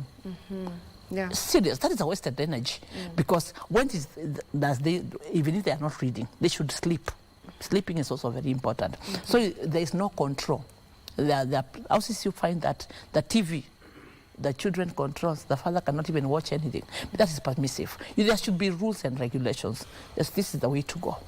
Yes, yes. How does that impact the child? How, what kind of person do they grow up to be? They can become very good in social life, in relationships, and also because it is an open ground, they make their own decisions. But sometimes you find this particular child can have misbehavior. They may not be depended on. And there are things that they can do which can go wrong, and nobody's correcting them. And I'm also imagining, in the world we live in, there are rules. So if you come from a home whereby there are no rules at all, I can imagine how difficult it can be for you, even in school, in workplaces, because there are rules everywhere we go, in all institutions. Even city council. Exactly. Even on the roads, there are rules, there are traffic rules and all. So what kind of person, do they become, coming from such a home where, I think you have seen such people. Freestyle. You must have seen such people. The way they behave, even their place of work, on the roads, they are not controllable, because it's like they have been made kings to rule before their time. So they just want to show everybody that they can do it. But such also could raise someone who will be different. They will not like what is happening, and they nurture themselves to become somebody. But if they are left and they just, whatever comes, they watch every movie which guides them, that person will be a problem, because they cannot follow any rule. That's you find them, we have them filled everywhere. Yeah. Sometimes the parents who go for this type of parenting rather, is mainly parents who want to create this relationship with their child whereby they are friends. They know that, mom never tells me no. Mom is just my friend. Daddy is, my good friend. Is it dangerous? Because at the same time, we also say that parents need to be friends to their children, so that they can open up to them. Yes. But just where do we draw the line whereby it's not now too much of freedom for them? I will suggest, okay, people have different views, but I will suggest the rotative, because it gives room for discussion, gives room for direction, but also there are measures. There's room for discipline. This is the way you can't go. But when there's a need, you can always come to me. And they're open, the ground is open. You can ask questions. You can also, let me tell you, some of the things that you are bothering yourself with, maybe you have a child who can be able even to guide you. So if you have an open plan and have a friendship that friendship is very important. But don't make it that it's a true friend, because it's not a true friend. It's a child. But when you open that ground, that person will become maybe more like you, or that child will be able to see the wrong part of you and not pick it, and pick the right ones. So it is very good to have that democratic kind of upbringing. Don't be too tough, you may destroy, and don't be too open, you may also destroy. So the measures are very important. Find the balance. Find the balance. Find the balance. All right, and then there's the last style of parenting, which is termed as the uninvolved. Uninvolved, or neglective. It's like, this one is like you're just there, you just gave birth. Of course you came, and the Bible says if you come, your food is there. You will find it and you will eat it and find your way out. So this kind of parenting, you find that they will provide what is required. Yeah, the basic. They are basics. They will do whatever is required, but they will not involve themselves. There's no direction, there's no discipline, there's nothing. It's just a child has come in their own world, but they are in the house. And that's why I was saying earlier now, even offline talk, that you find sometimes there are parents that parent, distant parenting, which are more good than the parent that is positive, is on the ground. And this kind of parenting is when you don't care. Neglecting is when we are talking about, maybe you find someone, like I was telling you a story, someone went through something and they wanted to come like on a show like this, and you come and share about what you went through. But you don't care what your child hears, how it will impact them. Because let me tell you, in everything that we do as parents, what our children hears about us, it can give them strength or destroy them. That is their dignity and, of course, their pride. Okay? So if someone maybe comes and talks about something negative about themselves on hair, I'm not saying it's wrong. People have their way of they bring their things out. But remember, you have a child. You have a boy who loves you so much, and their pride is in you. When you say that, where will they walk among their peers?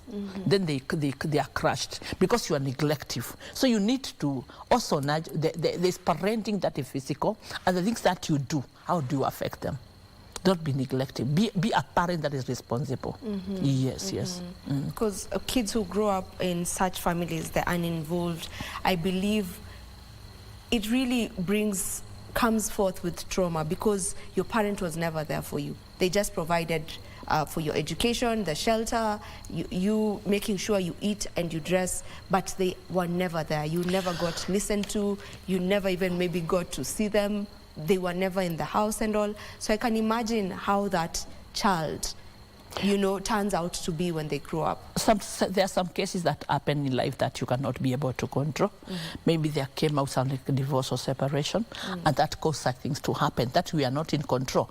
And maybe you didn't want your children to go through that things, and maybe they happen to go through it. That is what you can't control. But they start when you are available. As I was telling you that, I had a show in a secondary school, and I was talking about honoring parents, and it is the first commandment with a promise. So there is nothing about you like it or not.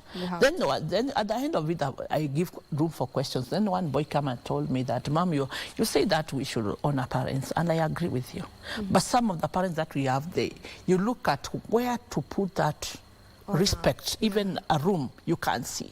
You try, but you cannot see where to put it. So also there's responsibility on the side of the parent and also of the children. So we need to see there is a bringing when you give food, you give education, you give shelter, but the emotional and the self-esteem of that child, we need to look into it and see how we can be able to do that. There's one thing that we also overcome, we oversee, which is about relationship of parents and their teachers.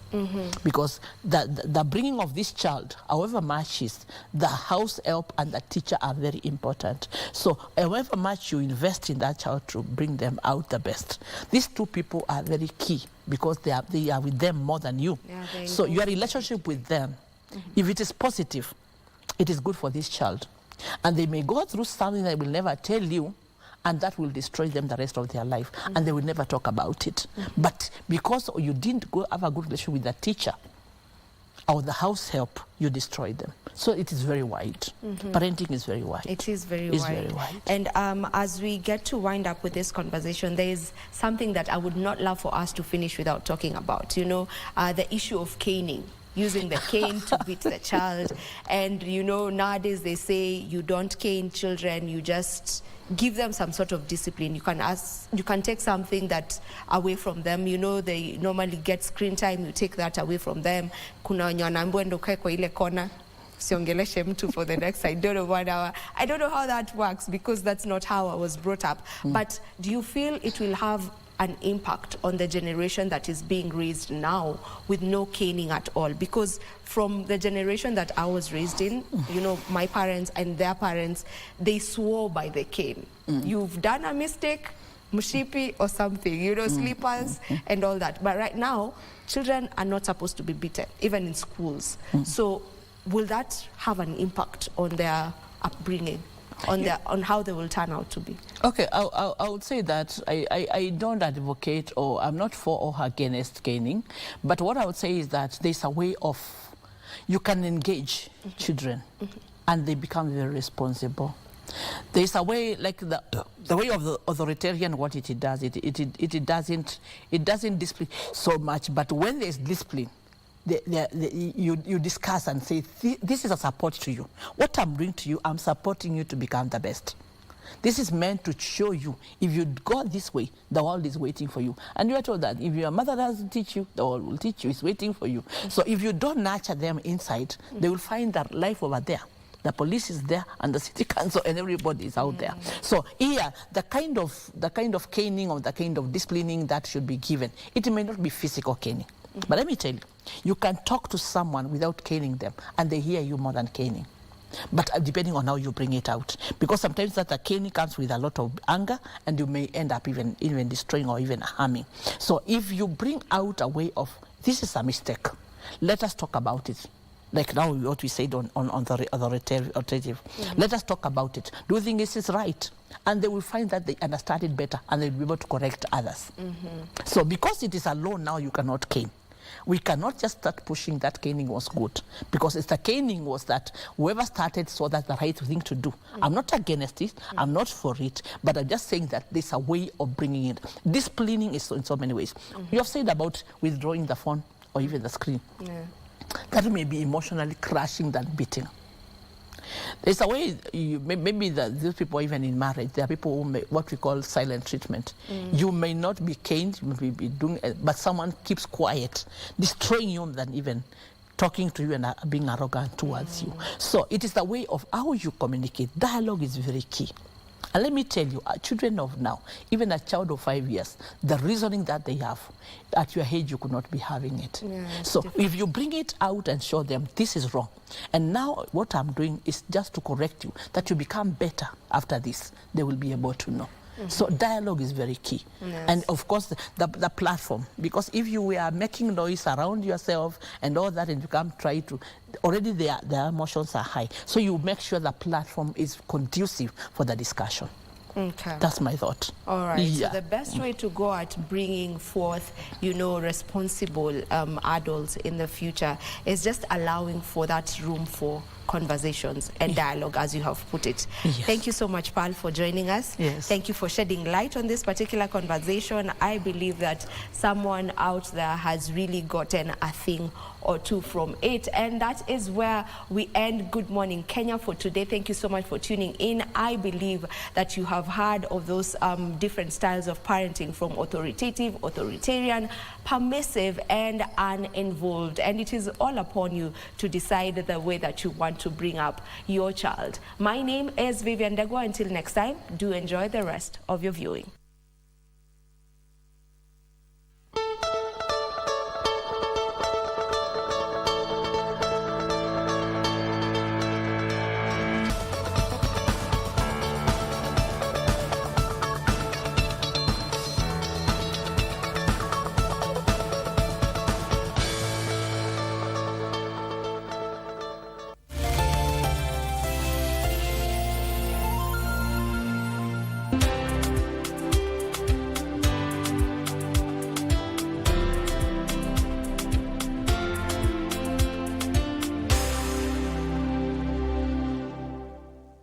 Naonanga wazungu wakiangalia wasema, oh my goodness, look at that green. This is a story. Wow, this is amazing fish story. Mimi hakuna kitu naona hapa. Kwa nini? Kwa sababu tunataka tusomeshwe hapa vizuri, kwa sababu masomo ndio msingi wa maisha. 10 commandment ukifuata hizo. Aya na ya Rastafari. Yes, I. Mimi nilikuwa nimekaa kwa barabara nikaona ngali inakuja.